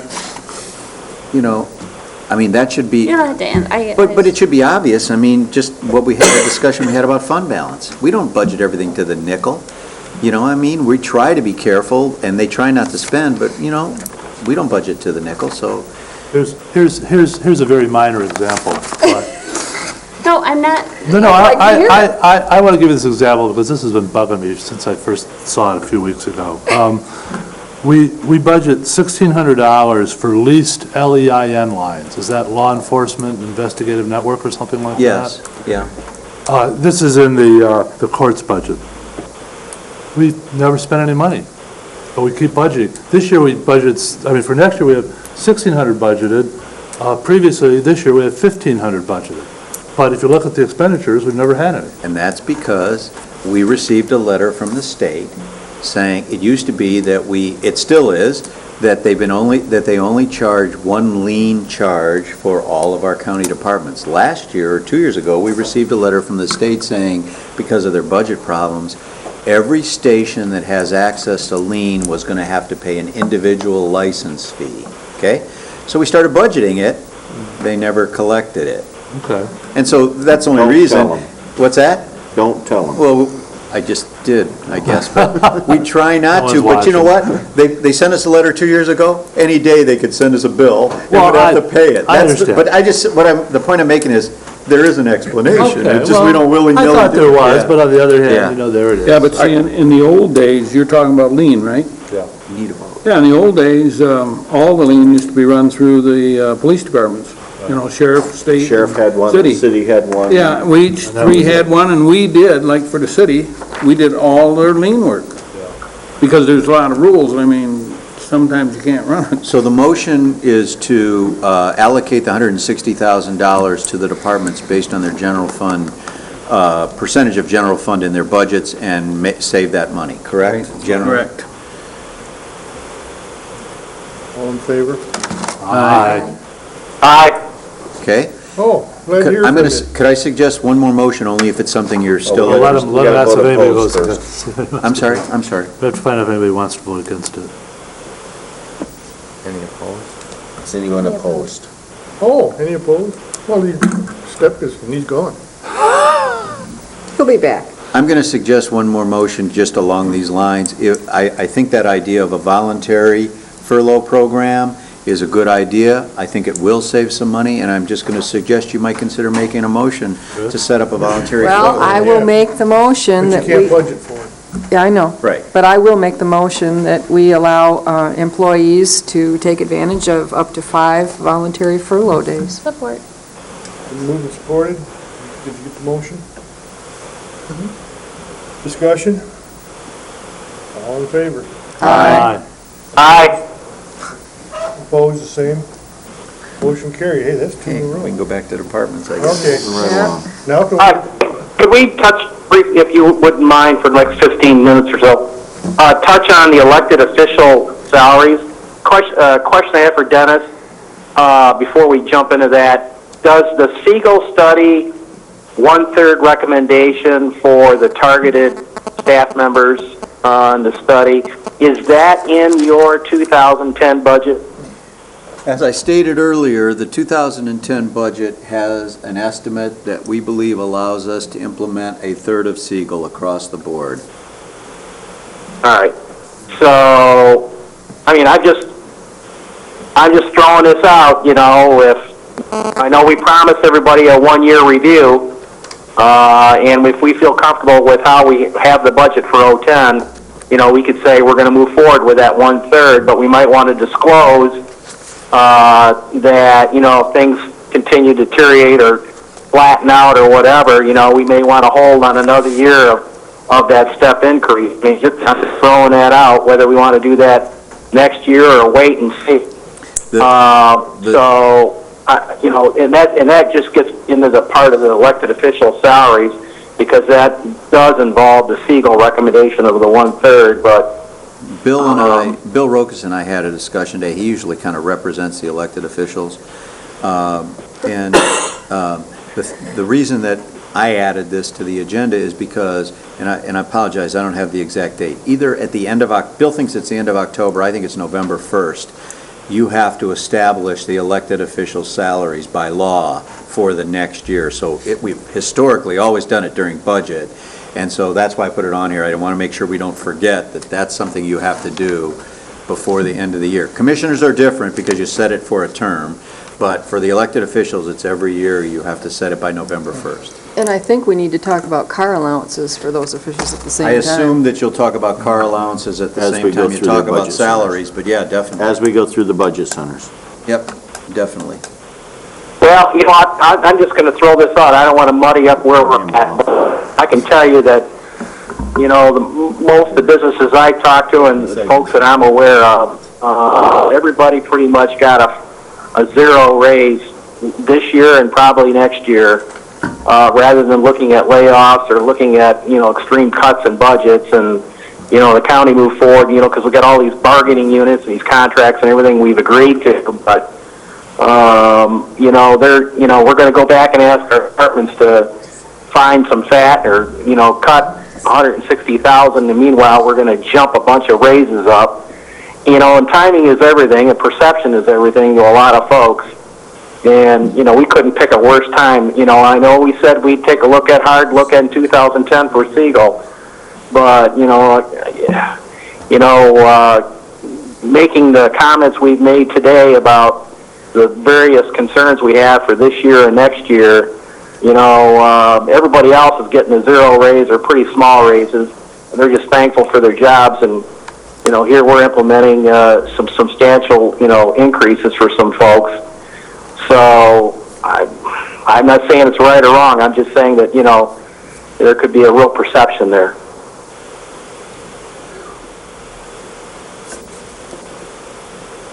Anybody, Are you out of time yet? I'd entertain a motion to freeze elected, I'll entertain a motion. Freeze elected officials' salaries for the year. I'm a firm believer that we paid for a salary and compensation study. We stalled it a year. We committed that we would move it forward in a 3-year plan. That salary and compensation study said that certain employees and positions in this county were underpaid. We are moving forward to make them compensated at the proper level that they're supposed to be, and that's what the study tells us. That's what we've asked Dennis to do, is to move that compensation study forward 1/3 in this year. We delayed it a year already. We should be 2/3 of the way back to where these people should be right now, and we're only 1/3 of it. So I still think that we need to stand by our commitment to implement the salary and compensation study over 3 years. I think you should fairly compensate people, and if Siegel is fairly compensating Well, people, that's then what at the some study point- showed us, that a certain number of our people were undercompensated, and we've asked to move forward to compensate them at the proper level over a 3-year period. He doesn't even let me finish when I might agree with him. That is something you need to That's in the budget, right? I'm sorry, You Commissioner have the Frank, you were going to increases in say. the budget according to Siegel. Yes. I was just going to say that you got a couple things going on here, and one of them is, do we fairly compensate people for doing a good job? You want to attract people to those jobs, you want people to stay in those jobs, and it's fair to compensate them, as shown by apparently this Siegel study has shown. Now, on top of that, and you know, you keep the staff that you can afford to and fairly compensate them. And if you don't have any additional funds, then you may need to Eliminate staff. eliminate some staff. You don't just keep a larger staff at a lower level. And, you know, part of that equation then is determining what those effective programs are. Because you take those effective programs, you staff them, and then you compensate them correctly. I mean, I believe in paying people appropriately too, but this is maybe the wrong 3 years to try to do it. I think at this point, you know, I think it's hard to justify to the public, you know, any substantial increases, and especially if we are, you know, ask and continue to ask for more sacrifices by, you know, general staff, you know, that some people get increases while others obviously are not. You know, one of the things in making them competitive, pay them competitively, then take away what's not competitive. Look at those 8 paid personal days. Well, I don't I don't have any problem with that, you know. I mean, But it doesn't work that way in the real world when you have a union contract. That has to be a Well, I do like negotiated to work item. in the idyllic world of, you know, everyone, you can change this and it won't affect that, but, and I understand the just for the union union contracts people. here. You can't do it just for the union people. No, it has to be negotiated. Are we going anywhere, or are we, Doesn't where are sound we like at it. here? Well, I don't know. you probably know what I'm going to say, but I have to say it.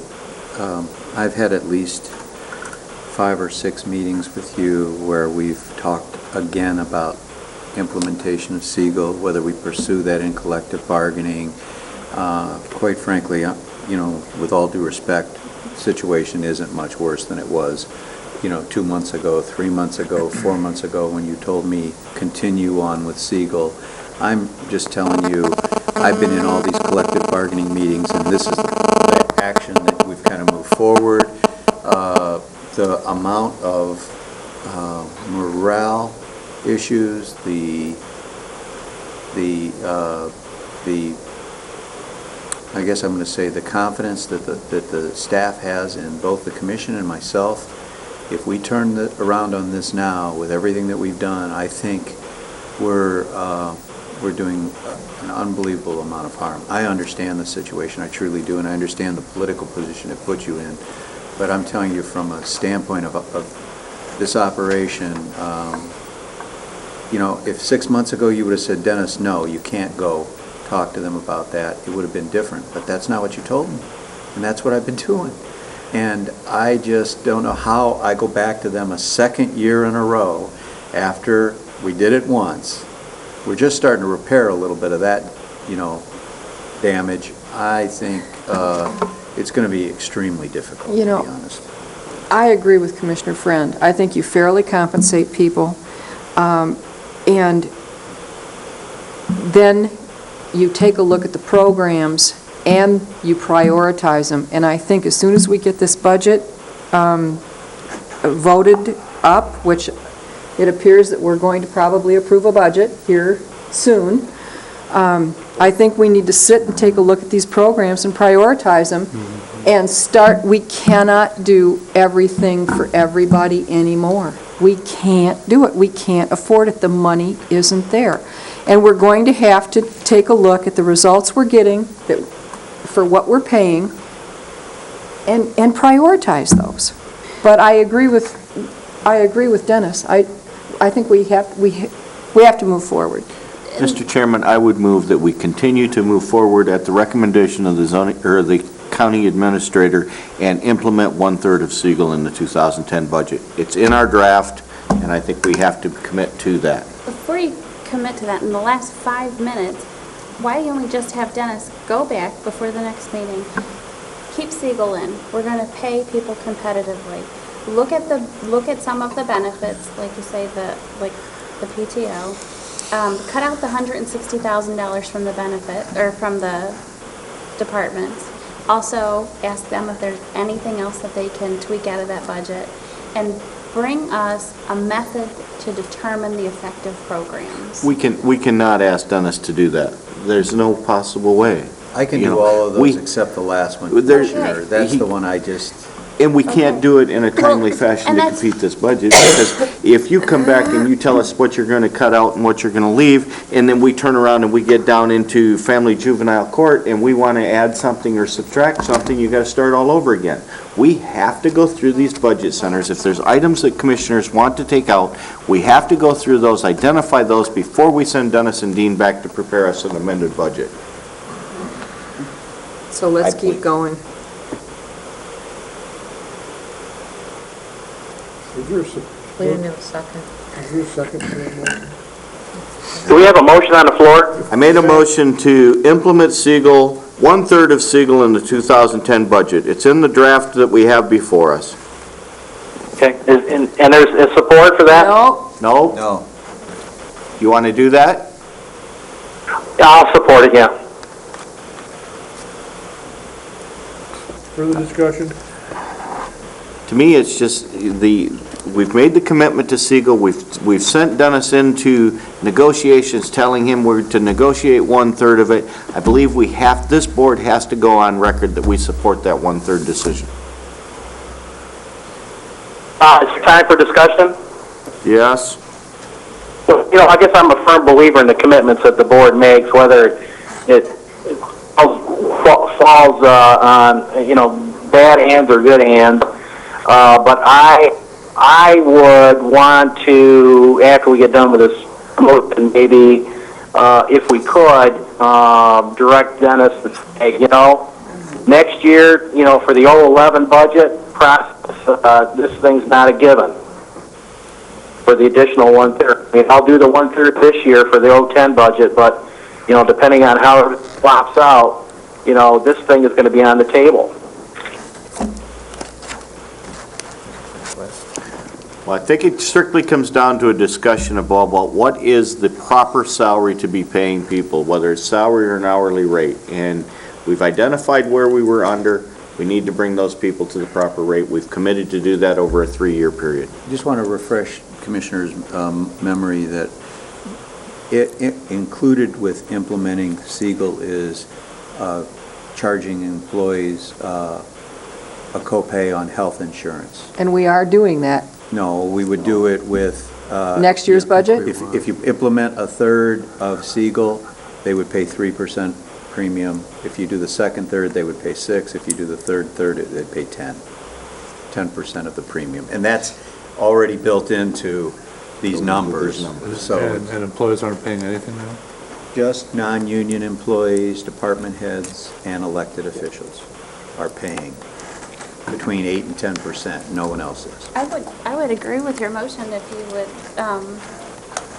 also have the administrator bring us back an analysis on those 8 paid time off days.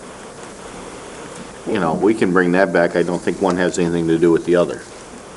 You mean an analysis of how we compare with the market? Yeah, well, Okay. I think that you are better than the market. Well, let me... It could be. I don't know. I can check I'm that. sorry, I'm still confused. So, in terms of the motion that's been made,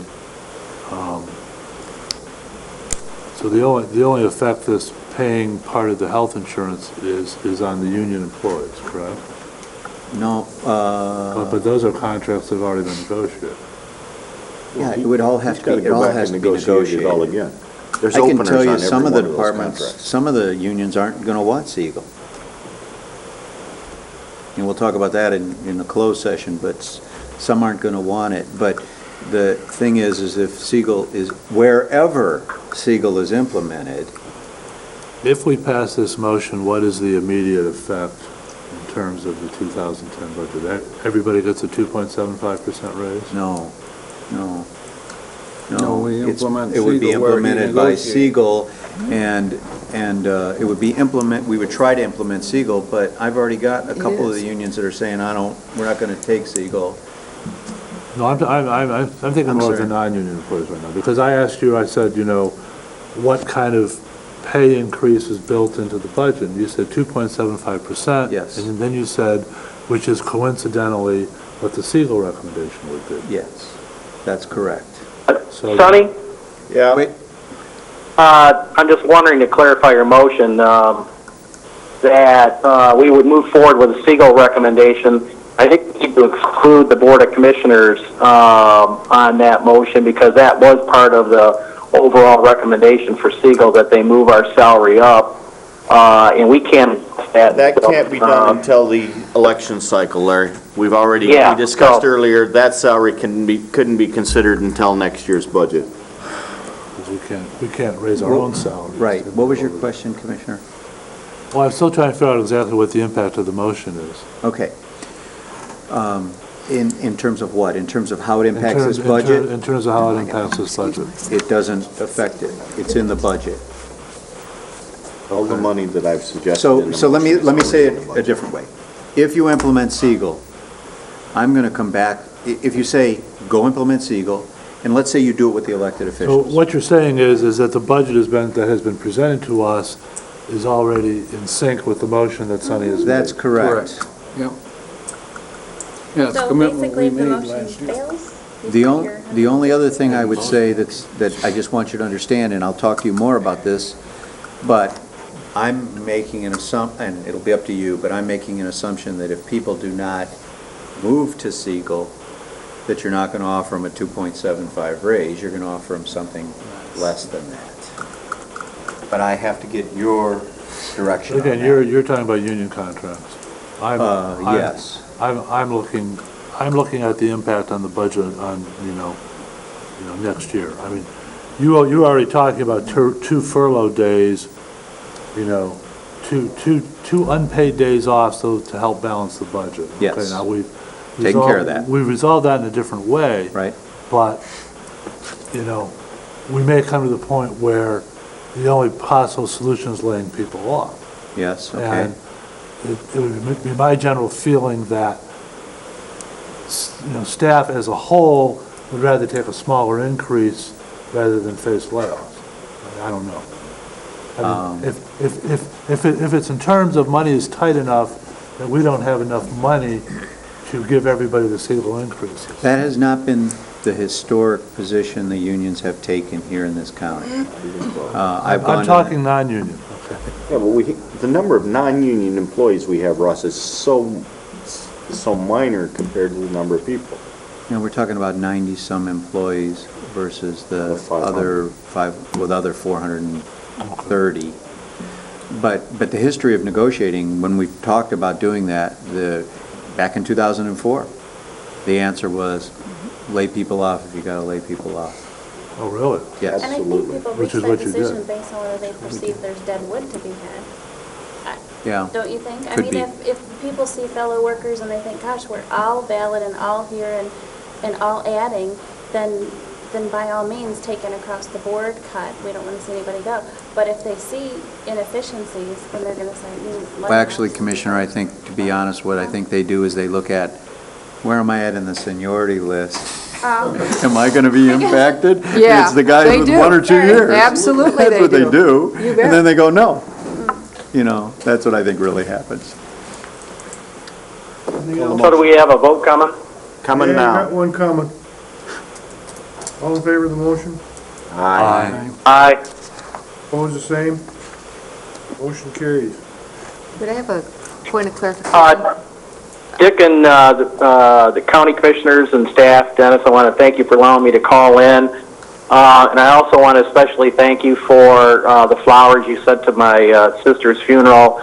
Really meant a lot to me that you folks thought enough of me to send something over. So thank you again on behalf of myself and my family. I'm going to reconsider that commitment this week, though, Larry. Don't ever call All right. again. See you, Larry. All right, we'll see you later. Okay, bye. Sunny? Yeah, bye. Yes, dear. Point of clarification, we were speaking That's the under reason the we elected should never do officials' that. salaries. Is this motion just pertain to elected officials or is it for all employees? Allow employees. All employees, All thank is too you. All hard. employees, okay. Okay. Now what? My next question is, if we're going to talk about all employees on Siegel, what about the appeals process for Commissioner on Aging employees? I'm moving it forward. Are We're you? working on it right now. Thank you. Pull the plug out. We're working on it now. Thank you. Yes. Because you know I'm going to harp on that. We're going to be ready for you. I told you, we'll be ready in 3 weeks if you're ready to go. We'll have them all reviewed. We're What's that? to our scheduled, The non-union appeals Appeals. that you told us to look at on Siegel. Just a rehearsal. They can, I'm not getting married, so I guess I can be late. I don't think we can discuss capital improvement budget until we get to the No, end of we this can't. thing, correct? So if we go down the next one, we're looking at central dispatch. Well, I, I just want to ask, how long are you going to I go? don't know. Because you said That's- 4:30. Yeah, I think We've we already should call dropped it two quits. people, and else we've done it. Yeah, We've already dropped two people. yeah, you are down a What do you couple wanna of do? commissioners. And remember, I need you to leave a few minutes so we can figure out our next date. Yeah, Let's do that. let's do that. okay. We got Let's not three have budget it. centers. Oh, come on, this is so much Here. fun. I know. What difference does it make? What difference does it Everybody make? got it, I think. Oh, did you already pass it out? Amend it once a month. So, in front of you are some more dates to consider when the TV station is available, or the TV coverage is available. Here, we can save some money. So, Get rid of we've that. got next Thursday, next Friday, October 2nd, Thursday, October 8th, Friday, October 9th. I'm sorry, partridge season is open. Mike? I can't do Thursday because I'm going to be at the 3-day corrections seminar. Either the 25th or the Ellen, 2nd works for 8:30 me. I don't know Tuesday. where mine is. Well, my suggestion is that we schedule the 25th and the 2nd, because I don't think we can get done in one more night. I would agree with you. What was that? I would The suggest that 25th and we October schedule the 2nd. 25th and October 2nd, because I don't think we can get done in one more night. That's true. Are we meeting from 8 a.m. to 6 p.m. though? Only if we have breakfast, Well, lunch. Do like 1 to 4, Well, or 1 to 4:30, you know, 1 to 5 Or, next week? I was going to suggest we do like maybe 12 to 6 and have pizza or something, and then you can eat lunch and start working, and we could just kind of try What to day? hammer it out, see where we're at. On Friday, a week Yeah. from today? A week from today? No, That's okay with me. No? make it when Inman's here, make him suffer through some of this. Oh, he's not gonna be here on the He 25th? won't be here he next said. Won't be Thursday here or on Friday. That's no good. So you want to go 1 to 6 on the 2nd? Well, it says the room's open from 2 to 6. Right. Let's go from 2 to 6 on the 2nd. Yeah, that's fine. All right. If you can't get her done, then say goodbye, Dickie.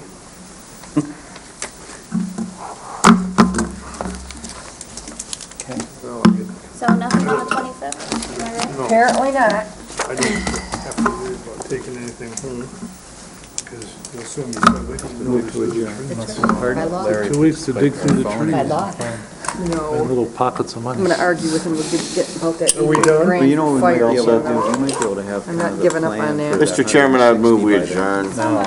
adjourn. You asked for Say public goodbye, comment, Dickie. Public comment. Public comment. Wayne? What's 130? Good coffee. All gone now. Thank you, everyone. Thank you. Is the TV turned off?